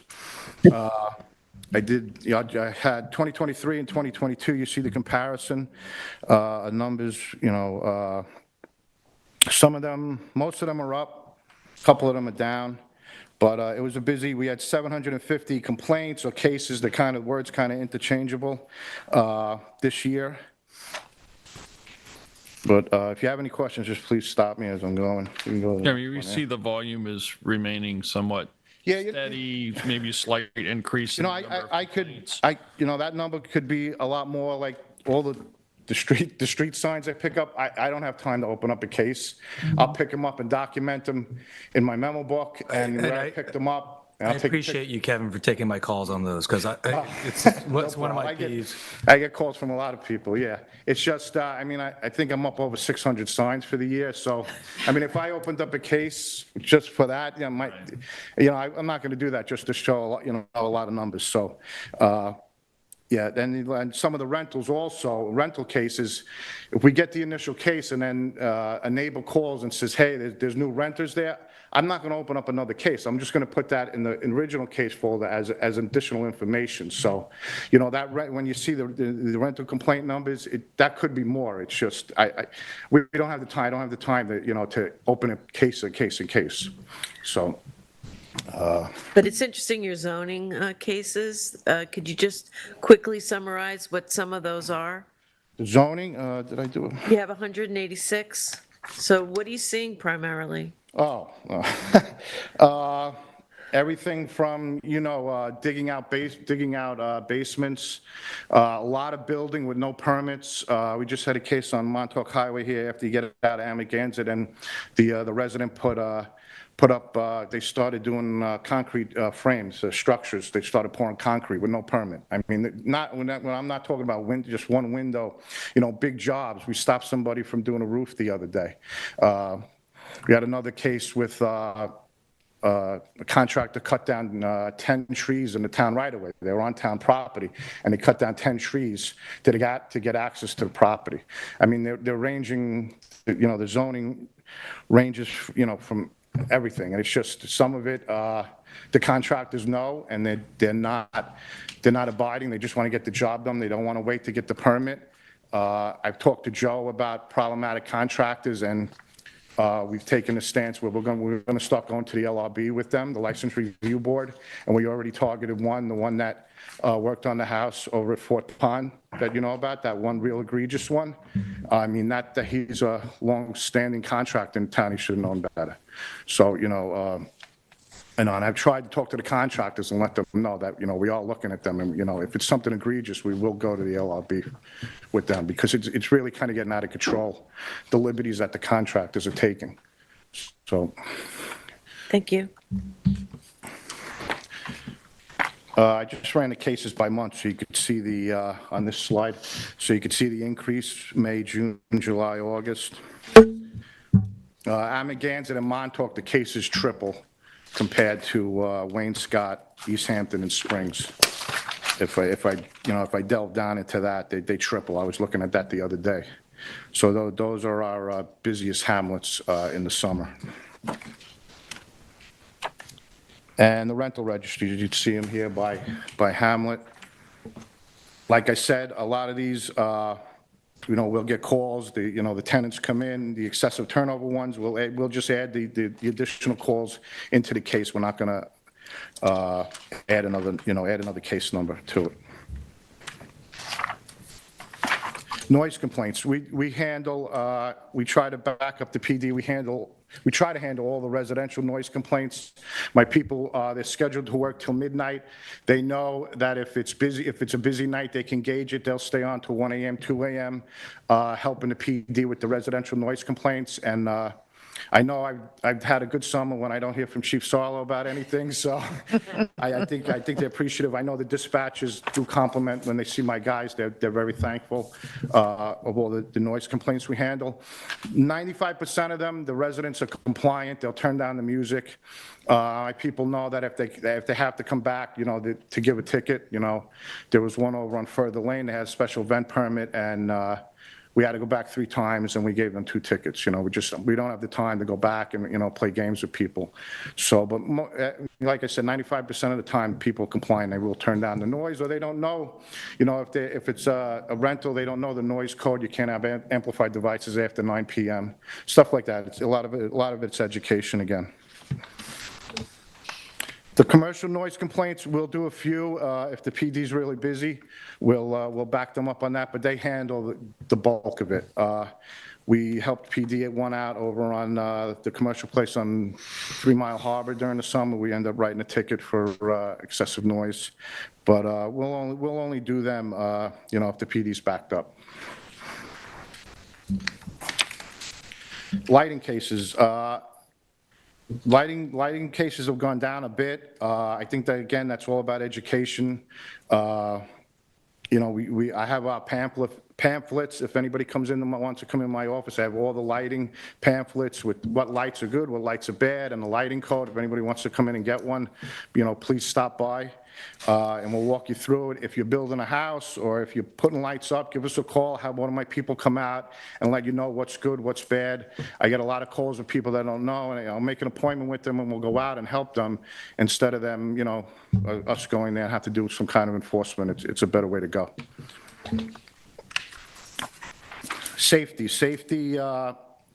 is excavations with no fence around it, pool fences, no pool fences, broken pool latches, those type of things. No house number. That's a safety thing. Ambulances don't know where to go. Dark streets. So we'll have a few of those cases during the summer. Zoning complaints. Kate was asking about them earlier. Those are done by Hamlet, just for the summer. Like I said, we're still busy with, that don't stop during the summer. We're always running around on that. And peace and good order is our really quality of life stuff. Open alcohol, littering, urinating. Those are the 3 we really write for with the peace and good order. As you can tell, Amagansett and Montauk, where they have the main number of commercial establishments, that's where we write our biggest number of adjudication bureau tickets. You'll see my people out on Main Street in Montauk and Amagansett at night late. The big problem we have is people coming up in Ubers, and they might have had a couple drinks in the Ubers. They'll get out and they'll either throw the can into the street, or if they're waiting on a long line, they'll get online with the open alcohol and we'll write them. And then, while there's long lines, people can't hold it and they go find a place to urinate, which isn't good, and we'll give them a ticket for that. So guys and girls. Yeah. Okay, Adjudication Bureau tickets. We had a good summer with them. They've been really helpful not to have to go out and write the field appearance tickets and then do all the paperwork at the court infos with that. They're really helpful. And again, in East Hampton, Montauk and Amagansett, we wrote the most. East Hampton, it's the leaf blowers. A lot of leaf blowers there. That's why the number is up where Montauk and Amagansett is. But the main contributor to that is the leaf blowers. You'll see the alcohol, urinate, and leaf blowers. We have done the uncovered trailers. We're about to write one for a drag out, a real bad drag out the other day with all the rain. The residents didn't put any scrub rock, anything down on the driveway, and it's a new construction. It was just mud everywhere. So FAT is a field appearance ticket? What's that? FAT is a field appearance ticket? Sorry, FAT is a field appearance ticket, which you have to go to justice court and get an attorney and go see the judge on. The adjudication bureau tickets are just, you pay the fine either by mail or online. But yeah, we did real well with the leaf blowers. The leaf blowers, it's a game with the contract, with the landscapers. They know, I extend my hours during the week till, past 6, sometimes at 8 o'clock, because they thought that we only worked till 4 o'clock, and a lot of them were coming out later.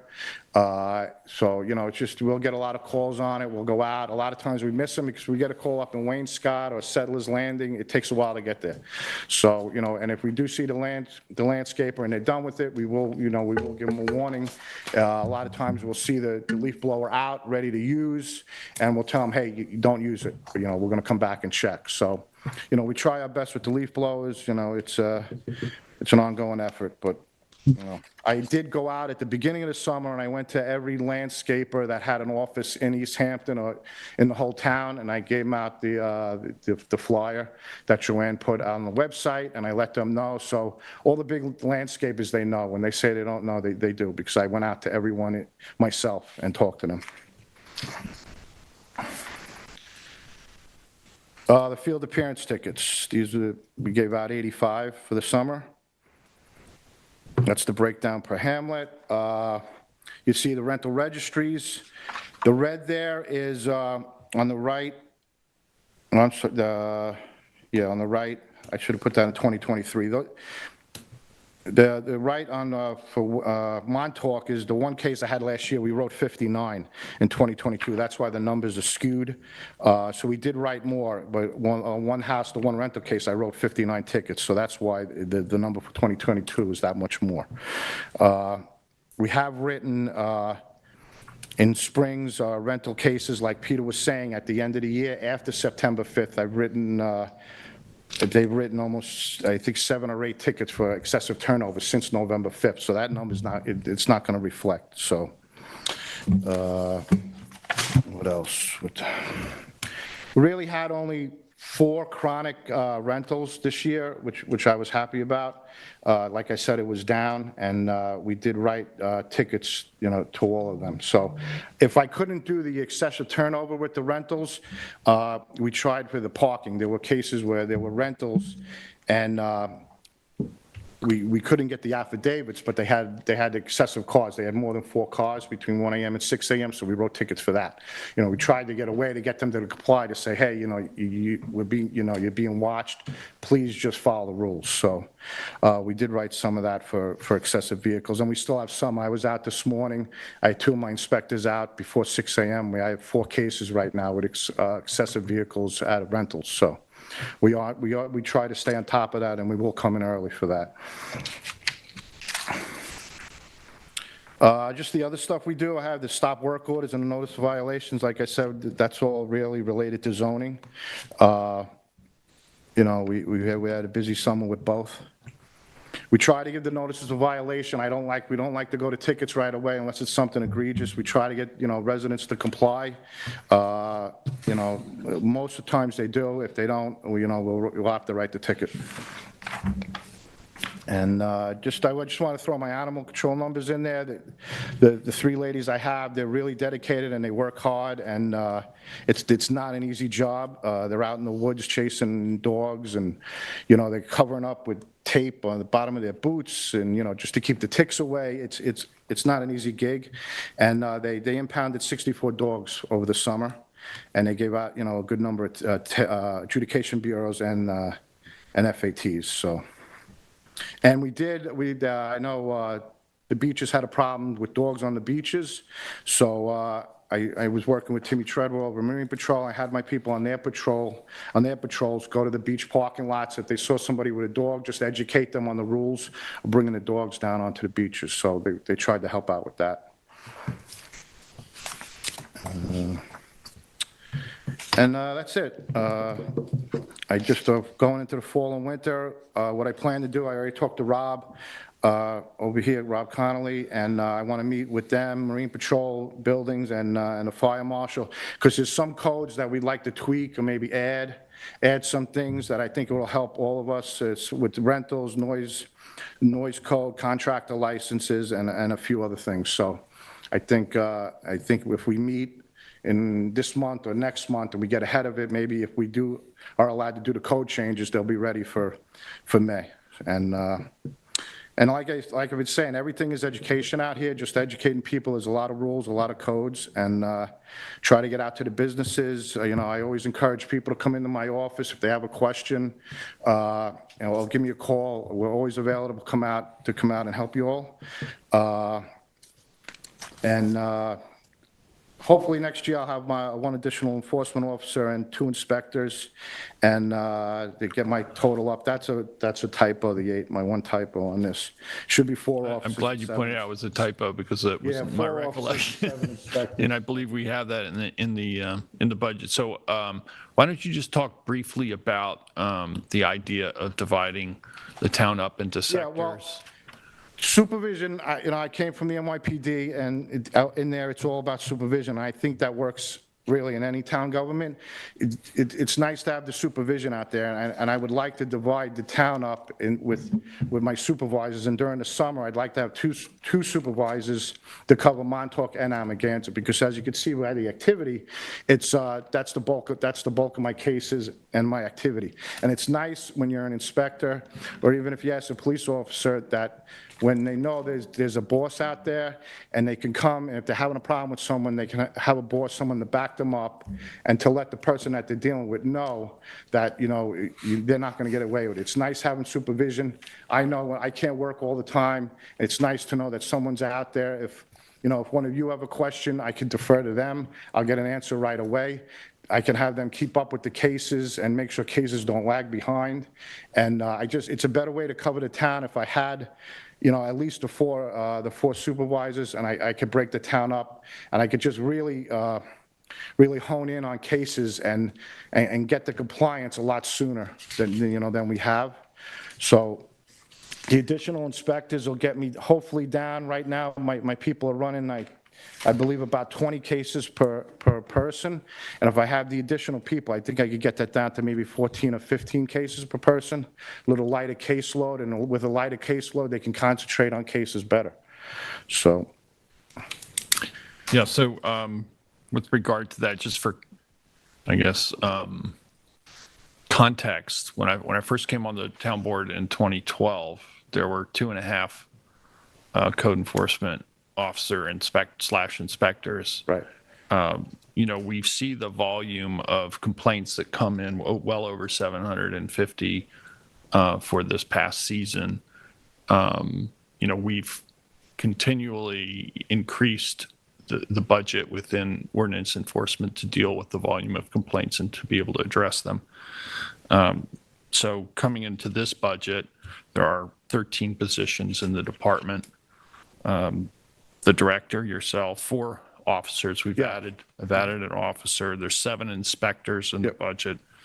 3 of them are Spanish speaking, and there's a promotion for office assistant. So, I think it's incumbent on us to continue to support with the appropriate amount of resources to be able to handle the volume of cases that we receive. So, Yes, thank you. And one thing I want to talk about the Airbnb again. We're just waiting. I think Justice Court, David McMaster has the case where I wrote all those tickets last year. We're waiting for the judge to decide on a motion by the defendant's attorney about the validity of the subpoena that we sent to Airbnb, and we're pretty sure the judge is going to rule against the defendant's attorney. And if they do, that'll open up us to be able to do more subpoenas for Airbnb, and it'll cause a lot of more work, but a lot of good work in a good way. And I'll be able to really, we won't need if we get, if we could do the subpoenas with the Airbnb, I won't need 3 written affidavits from 3 different tenants. I could just charge them without the affidavits. That'll be an extremely important tool for us to realize. It'll definitely curtail the excessive turnover rentals. Right. It'll be big. So we're just waiting on that. So I hope that'll come through for us. Any other questions or comments? And I just want to say thank you. The new office next door, it's Tony's guys have been running the wires. They're almost done with the wiring, and we're going to do the counter. I thank you so much. It's going to be great. The extra space will help everybody. I appreciate it. The envy of all town departments. What's that? I said you're the envy of all town departments. Kevin, and I just want to thank you for all your contributions and your weekly attendance with all your busyness on the zoning code amendment work group, your contributions and helping us understand what it happens in real time out in the field, and what you're seeing is extremely informative and helpful to the group. Thank you. I appreciate it. I'm learning a lot in that code group. I'm like the rookie there. Everybody else has got a lot of experience with it, so I'm learning a lot. Yeah. You're helping us a lot, too. Thank you. Thanks so much, Kevin. Thanks, Kevin. So that brings us up to liaison reports. Kathy, do you have a liaison report for us? I do. I just wanted to remind folks about our Wellness 60 Plus program. We've added new yoga classes that 3 of those classes started this week. We've got chair yoga on Mondays and Fridays at 8:30 a.m. at the Senior Center, and floor yoga on Wednesday mornings at the same time, 8:30 a.m. And that started this week. We have a new program, Yoga for Everybody, with Lois, and that again is at the Senior Center. That starts October 13th, and that's a Friday at 1 p.m. And then at the Montauk Playhouse, as part of the Montauk Community Senior Nutrition Program, we've got Yoga with Michelle, and that's on Monday mornings at 10:15, and that starts on October 16th. And I wanted to segue into the East Hampton CAC. We met last night, and we talked about a couple of different topics. One, we talked about the Morris Park Lane and West Drive situation, and I'll be working with Steve Lynch and the chief on looking at a solution to that for folks using that as a cut through and speeding. We're looking at a stop sign and putting in weight limits, weight restrictions on that road. I also just gave an update on the revision that we wanted to do to Chapter 95, bicycles, skates, and surreys. For North Main Street, I've been talking with Rob Connolly about it.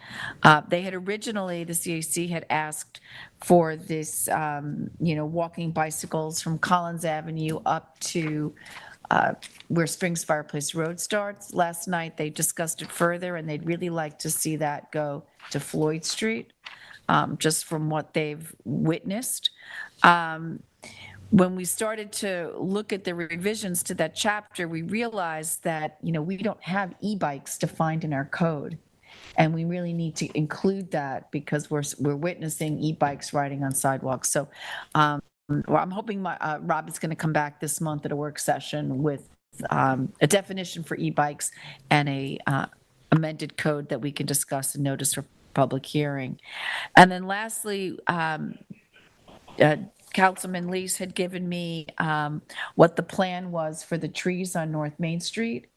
There had been some rumors that trees were coming down. They didn't hear the second part, that they were being replaced with healthy trees. Do you want to, David, maybe go through what your plan is? Steve Lynch and I have been discussing this for a couple of years now with some of the business owners in that area. When LIPA came in and put the large poles in a couple of years back, they just hacked a lot of trees, and the trees are starting to rot and die from within. So one was already removed. 3 of them have been decayed. So the plan is to remove the decaying trees and replace them with a type of more streetscape resilient tree like a London plane tree, which is in place. Also, what we would like to do is to cobblestone around the treed areas that will make it very contiguous to what the village has done on their section of North Main Street and just make it more harmonious. They felt safer too because, folks are trying to maneuver between when you're parking right there on the street. So they were Correct. appreciative of that. And we'd like to brick in more of the area heading north onto North Main Street in between the curb and also the sidewalk, and this would come out of the highways budget. So we're starting to prepare ourselves for estimates of work to be done down there, just to make it take more attention to that area of North Main Street, as it is one of our busiest commercial areas that we have now in the town too. Yeah, and so I shared the plan with the CAC last night, and they passed a resolution and unanimously, supported the projects that David and Steve have in place. So that was good news. The other thing I just wanted to touch base on, and maybe Kate might want to jump in too, is what we've seen in the last couple of weeks because of the storms that we've experienced over the weekends, that a lot of we're finding that a number of our larger outdoor events aren't really planning for the contingency, and then it becomes a scramble, and it's Friday afternoon, it's 5:15, and the event permit hasn't been issued because we're trying to figure out, how we're going to move an event off of, say, the soccer field at Lions Field, because with the amount of rain we've gotten, putting folks there would completely trash it. So we are going to be bringing in some of those organizers, and we're going to decide whether we needed a code change or not. But a larger outdoor events in the future will need to have a thorough and pre-approved contingency plan, because it's just been putting too much stress, not just on our offices, but also PD, fire marshal, And themselves. I've never. Guilty as charged. The event planners, yeah. 75th Last anniversary minute parade. scrambling due to the weather has really caused a lot of consternation in our event planner world, and particularly for these large events. So we're also going to encourage and reach out and ask folks with the large events that you have annually and have done so in the past with, September's not the warm and dry month it used to be. So we'd like you to come in much earlier, January of 2024, to start planning these large scale events. So we'll be reaching out as well. Yeah. And then lastly, David and I were invited to meet with some of the seniors that live at Windmill 1 last week. And it was just, a joy to meet with the residents. But their message to us is that it's a critical need that we bring on more senior housing. And we heard that message loud and clear. Right. I've met with them a number of times, and, I agree. And, I think they make a great case. Yeah. And, the backgrounds and the histories of folks there, I'm not sure the general public really understands. Oftentimes people who've led very successful careers and have been financially secure suddenly find themselves in a position where they're not so secure due to medical issues, the loss of a spouse, and whatnot. So, that all impacts housing affordability and makes our seniors more vulnerable in many cases due to circumstances in one's life. So I'm all good. Yeah, all good. Thank you so much, Kathy and David. Yeah, thank you. That was a very nice meeting for them, and it was heard loud and clear. I want to thank I had in the Montauk CAC meeting last night. Most of this conversation surrounded the news that we were awarded FIMP, part of the FEME project. So again, Peter, thank you very much for your charge on that then too. It was received with welcome applause. It's been a very long charge. Yes, exactly. And so I let them know that now the next steps come, in which we have to plan for arrangements for meetings with the contractors, with the town, and that I would be the advocate and also the liaison to the project, to the business community, to the residents, as this potentially transformative project moves ahead then too. There's still a lot of work left to do, and I want to make sure we keep them. No, absolutely. There's a whole public outreach component, educating the public as to what the project is, when it will take place, the logistics of it. We do believe that this project can be completed with still allowing access to the beach. There'll be certain portions on certain days that will be closed down due to the machinery on the beach spreading the sand that's pumped ashore. The projects can move along pretty quickly. They are weather dependent. Obviously, there are some crucial aspects of that, hooking up the pipe itself to the offshore hopper dredge. Requires seas to not be too roiled. But they can do potentially up to 500 feet a day worth of sand in these types of projects if everything's running smoothly and right. So, we do think there's ample enough time for the project to be completed before summer of 24. Exactly. They're excited about that. So we'll continue that outreach to them. Part of that is there was questions about Dish Plains Beach, and I let them know that that's on a betterment cycle. So keep evolving that as the betterment process comes, which will be about 3 to 4 years from now. And so the betterment, just so people listening might better understand, is that once the dredge and the staging of this project goes forward, there might be an opportunity to have a betterment of the project to increase the scope of the project. There would be a local contribution that would be necessary in order to make that happen. That's why we had undertaken, conceptually the idea of producing a sand erosion control district. That has not moved forward to the point where it can fund. But there would have to be funding other than federal funding. The initial project of over $11 million is completely federal funded, which I think is important for folks to understand. Exactly. And you'd also need engineering in place, and to be able, you advocated for this project part of FEME. We will look at that later on as we go as a betterment as the project now has been confirmed to the town. So kudos around. The beach subcommittee had a discussion. They thought the beaches in Montauk were very, very well cleaned this year.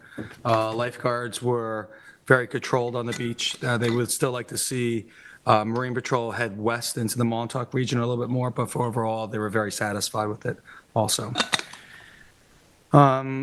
Let me see here. The Montauk Playhouse, as far as the building committee, yes, the bid is now out for that, and we're reviewing the interior renderings are nearly complete. We'll bring that to the board for a discussion on there then too, which is all good part of the process. The Community Housing Advisory Board met the week before last also. It's a very roundtable discussion with the full membership of that committee. They work pretty much completing what their guidance documents are, and then starting to work through what priority listing for projects might be, or grading and evaluation. They're going to be meeting actually tomorrow, once again then too. I want to let everyone know that we have closures of shellfishing right now in some of the areas of the town of East Hampton. This is Northwest Harbor and its tributaries, Barcelona Neck to Cedar Point, 3 Mile Harbor, Hall Creek, and also Accabonac Harbor are all closed to shellfishing. Please contact and watch the DEC's website for when that might change. You can also go to the recorded message at 631-444-0480. I believe this also affects now the trustees' largest clam contest then too. Yeah, that has been canceled, unfortunately. Was scheduled for October 8th. And now that's, I don't know that they've come up with a rescheduling date. Again, to Kathy's point, the weather playing a role. It wasn't an immediate role, it was sort of delayed. It's incredible. I mean, I've been on the special events committee for 10 years, and this is, Never seen anything like it. Never seen anything like it. Yeah, well, it was kind of an unusual set of circumstances, but one I think that is going to become more usual. Unfortunately, we've seen the way these rain events create historic amounts of rain in short periods of time. It's not so much the amount of rain even, it's just how quickly it falls now. You know, it used to be you get maybe 2 inches of rain, but it would be from a rain that lasted all day. Now it's 2 minutes of rain in 35 or 40 minutes. And it could be more. I mean, we saw what happened in New York. The videos You know, from New York over City 9 are inches just- of rain and cars floating down roadways. It just, It's also, I thank the board for moving forward on a lot of the infrastructure projects to collect some of this rain, as we've seen. well, I will say that I haven't seen any flooding on Stephen Hand's path. So good job, David Lees. Really? To the board. Good job, my You know, friend. these are projects we got to move forward for public safety. No, and it's part of CARP, right? We need to, Yeah. protect our critical infrastructure. Correct. Moving forward, the SLIPS committee we're reviewing proposals for policy for fishery gear storage. I hope to bring this maybe to the town board next week. And that's specifically for our fisheries gear storage sites now at the new Westlake area and also Star Island. I want to let everyone know that in Montauk, the pickleball courts building is well underway, but also starting this week is the staging and reconstruction of the Montauk basketball court, which is over by the Montauk skate park right now. So that is shut down to play and being reformulated, reworked. I have let the state representative know about that because that, again, that is on state Do property. you know how long that project's going to take? It should be done by the 20th. Because we had, there was this, the Skate Park Coalition was going to have an event on Correct. Saturday. The rain date is October 21st, but I don't, if that's still, That has been already discussed with the engineer and also with Chelsea. They're aware of it. so It should- we'll be able to give them that rain date of the 21st, you think? unless it rains again. Right, right. Per our knowledge, yes. The whole project won't be complete, but the asphalt will be complete and without the painting. The painting's going to come Okay, after that all then right. too. Yes, we reviewed Great, that also then thank too. you. I want to let everyone know, and I also want to thank Assemblyman Thiel for his assistance here.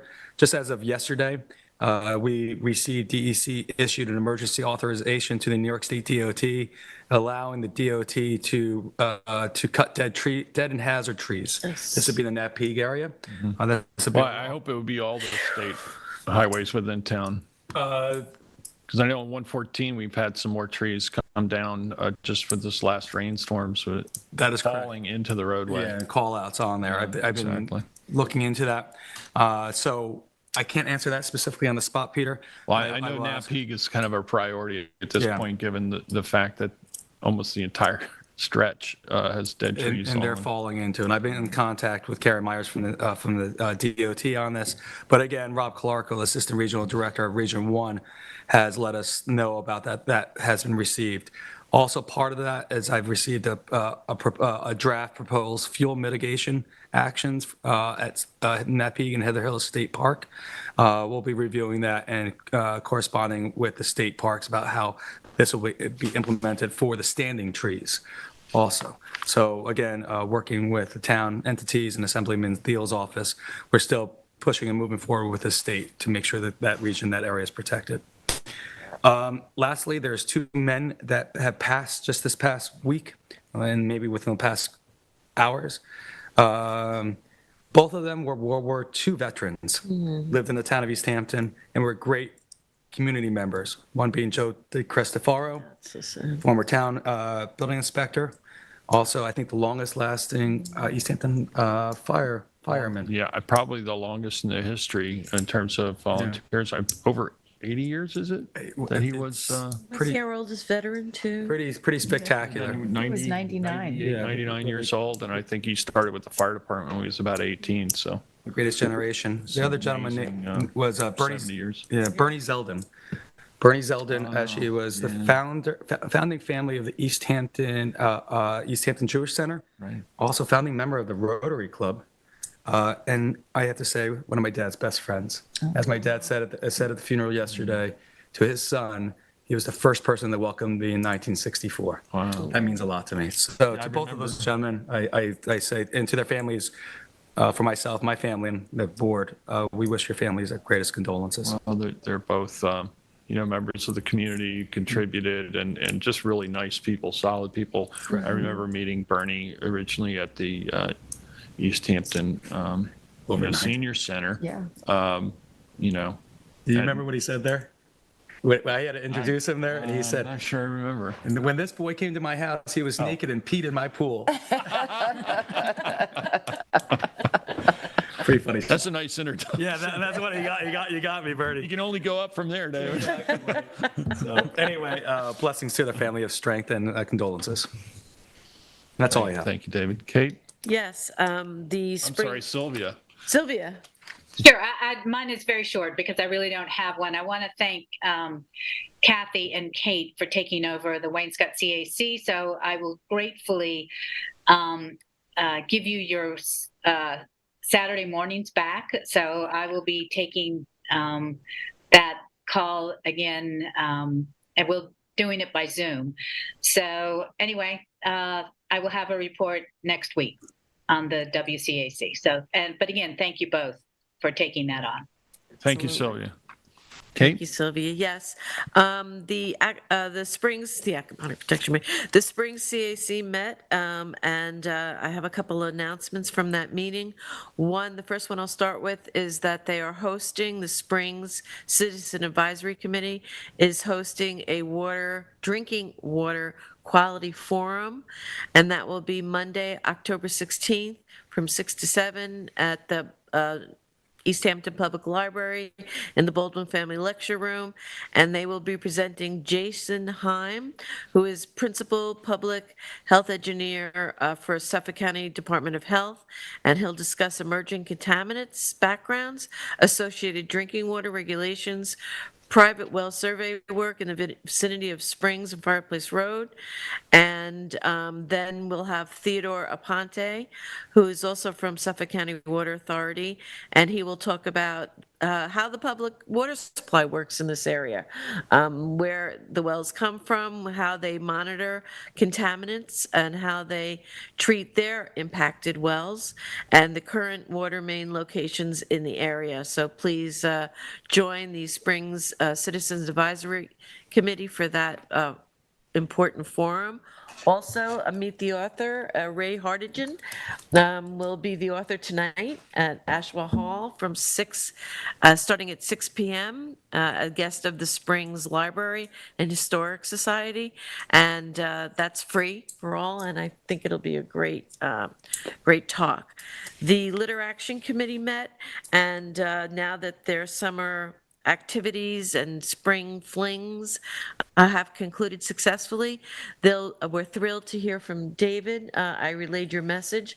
They would like to re-energize and bring back to the public's attention the opportunities to help out with the litter issues through the Adopt a Road program. And they look forward to meeting with David soon. They would like to publicize and re-energize this wonderful program that has been successful for quite a long time. They also are continuing with their radio spots, and they are looking to do some pop-up pickups, as they call them, over the winter, and also work with the school for offering some of those pop-up litter pickup opportunities through the community service program. These opportunities for our students will not be on town roads. They'll be on our beaches and in some of our town parking lots and parks, etc. So that's what they're working on, getting ready also for the 2024 version of No Spring Fling Spring activities. And I just always have to give a big shout out to those guys because they are nonstop. They'll be thrilled to know about the Montauk. Mickey's supplementing some pickups in Montauk as well. No, Chamber. Sorry, the Chamber picking up some pickups out in Montauk. That's always been an area of concern, and that's will be a wonderful program for them as well. The zoning work group, amendments work group committee met, and we have collected now a tremendous amount of data through our town records. We'll be able to present when the time comes, I think, a very comprehensive picture of what our building activity has looked like, both in the residential area over the last 10 years, and what the types of permits have been given out. So we look forward to presenting that in the future. We are also now finished with that data collection, and in regards to the dimensional table, now we're looking at associated definitions that impact our dimensional table. As you all know, we have a dimensional table that defines house size and clearing calculations for each for lot sizes, and now we're looking at the definitions, diving into gross floor area, stories, natural grade, all of the town zoning definitions that also impact that dimensional table. And we also would like to propose a dimensional table that's pretty clear cut. We have a table that has existed, and then there's footnotes that now I think there's about 12 or 13 footnotes. And as our eyes get worse, we just want to make an easier path for compliance for folks as well. Thank you, Kate. I wasn't looking at you, Peter. That's often the case. We find parts of the code that have been updated, here or there over the course of 2-3 decades, and it's a living added document. on, and sometimes it just needs to be kind of reorganized and clarified. And Yeah, so, besides looking at what amendments we should make to the zoning codes, we're also investigating how to make these guidelines more comprehensive, easier to follow, and help out applicants and builders and folks looking to do things with information before they start, and just kind of streamline that process in that way. So it's a comprehensive look, and that is continuing. And that's all I have. thank you. Excellent. Just an update, 375th anniversary parade is on for October 14th at 10 a.m. It will be the traditional parade route starting down near the Presbyterian Church and going up to Railroad Avenue. We've changed the route due to the fact that the high school will not be participating because of the timing. We were not able to, and availability of various parade coordinator, the showmobile, and all the other logistics. We couldn't change it to the 21st of October, which is the rescheduled homecoming for East Hampton High School. We're kind of sad that that's not working out, but they will have their festival on the 21st, but we will not proceed to the high school with this parade because it doesn't align with their festival. So that's set to go. Hopefully the weather will cooperate this time. It's never fun having to reschedule events because it affects everybody involved, and this one has a lot of participants. So we invite you to come out, and as was mentioned earlier, the largest clam contest for was canceled. The trustees put on that annual event, and that's always a lot of fun. Haven't heard back as to whether or not they're going to be able to reschedule that for a further date. I was really happy to participate in a celebration of Bonnet, which occurred at Duck Creek, presented by the Peter Matheson Foundation, along with ACDC Arts at Duck Creek, and as well Joanne Rogers, who's doing a documentary film on Bonnet. A film that hopes to capture the cultural heritage of Bonnickers in the town. It was fun to see all the different exhibitions of fishing equipment and boats, and we had presentations of wampum and carvings of decoys, etc. There was a panel discussion with local fishermen and those who've been involved with fishermen's rights, Arnold Leo, among others. Scott Chaskey read sections from Peter Matheson's book, which was published in 1985, which has wonderful photographs and excerpts and quotes from various local folks. He suggested that if you've read it, you should reread it because it's even more poignant now, I think, as we see those aspects of our local culture, slowly fading away. Maybe not so slowly anymore, even.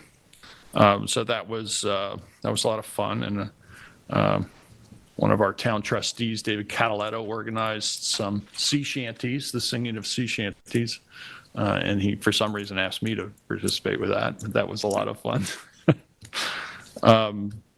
And there will be another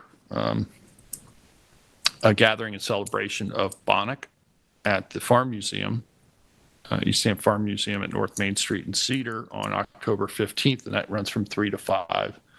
Many of those same activities I just described that took place at Duck Creek. So if you have an opportunity to get out there, take in a little bit of our local heritage in this 375th year.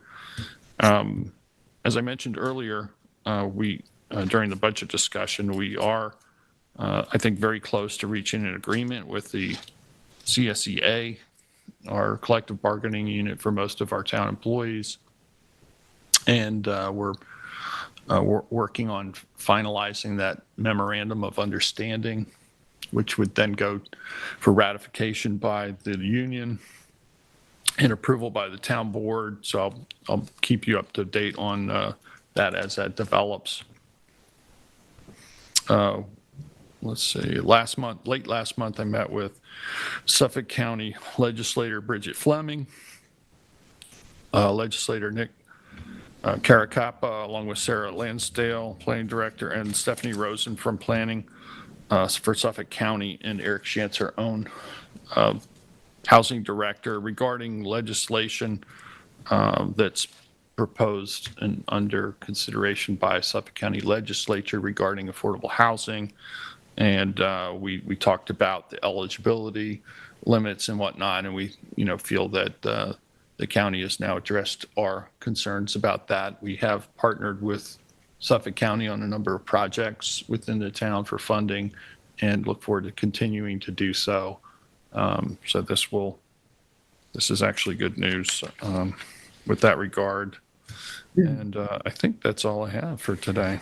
Peter, I have one more if you don't mind. Sure. I want to alert or warn maybe the residents that tomorrow there will be a national-wide emergency alert coming. This will be on Wednesday, October 4th at 2:20 p.m. This is going to be a test that's scheduled to happen for testing run windows about for 30 minutes. You'll see it on your cell phones, on your radios, on your TVs. This is a test of the National Wireless Emergency System. So please don't be alarmed, but also please be informed then too. Thank you for that. I think we'll make sure we put out an additional alert on the town system just to let folks know. I'll entertain a motion. Actually, we have some resolutions today. I'd like to offer Resolution 2023-1307. This is to appoint East Hampton Volunteer Ocean Rescue members for calendar year 2023. Second. All in favor? Aye. Aye, pass carried. I have Resolution 1308, which is a provisional appointment to environmental technician for Lillian Edwards. And this is where the town of East Hampton has requested and received permission to fill the position of environmental technician on a provisional basis.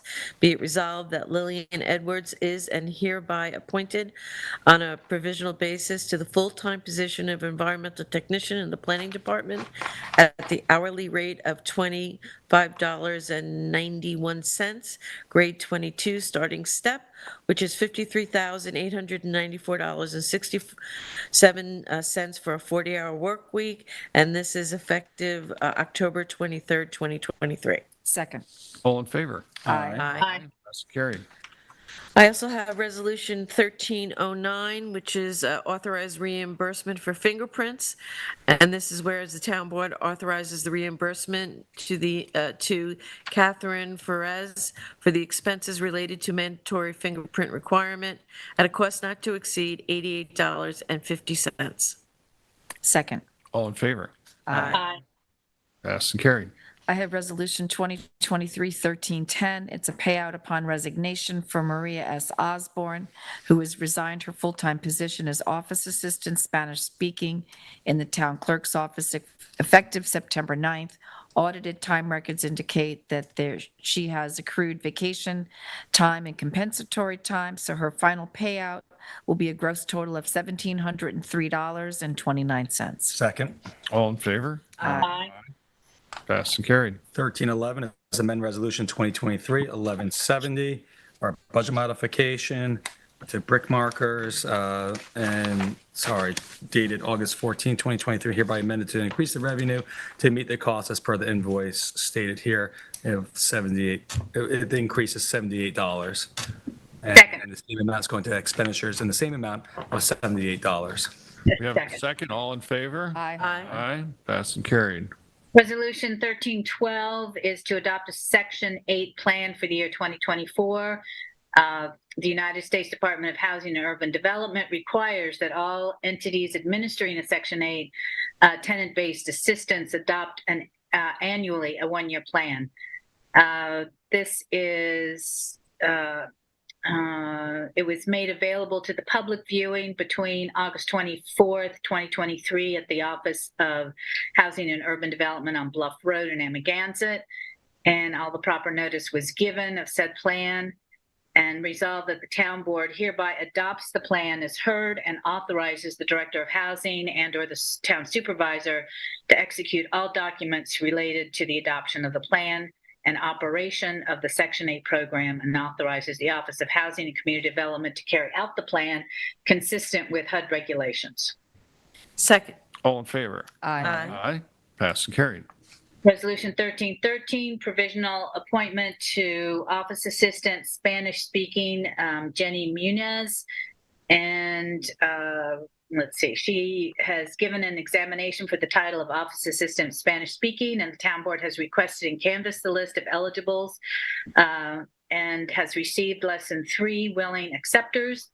Whereas the town of East Hampton has requested and received permission to fill the position of Office Assistant Spanish Speaking on a provisional basis. And in accordance with the CSE contract, the position has been posted from September 7th through September 20th, and Jenny Munez meets the required qualifications for the position. Therefore, be it resolved that she is hereby appointed on a provisional basis to a full-time position of Office Assistant Spanish Speaking in the Housing Department at the hourly rate of $22.10, which is $45,969.20 annually for a 40-hour work week. Second. All in favor? Aye. Aye. Passed and carried. Resolution 1314 is to authorize advance payment Suffolk County Parks Showmobile rental, and that is for our 375th anniversary parade on October 14th. And that is in the amount of $675 to the Suffolk County Parks Department to be placed on the October 5th warrant. Second.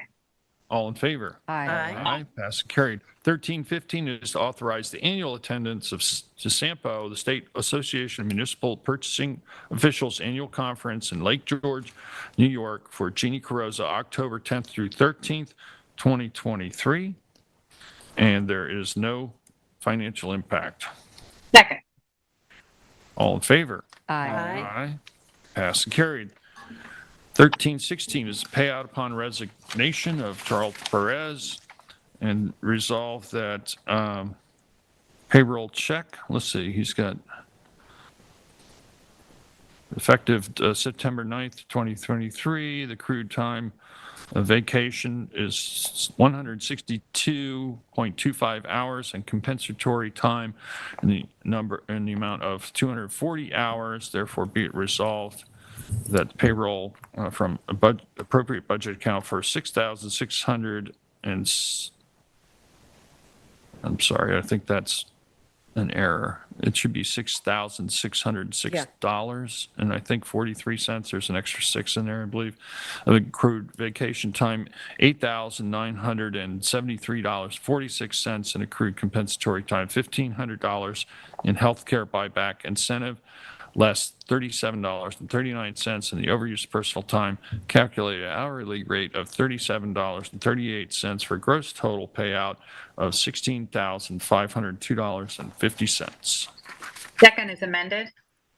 All in favor? Aye. Aye, passed and carried. I'll entertain a motion to go into. I'd like to make a motion to go into exec session for outside counsel, personnel, and leases. Second. All in favor? Aye. Aye, passed and carried. Shall we reconvene at 2:15? Is that enough time? No, make it 2:30. 2:30. Yes. 2:30. Okay, very good. Thank you all. Stay safe, be well, everyone. Thank you, LTV.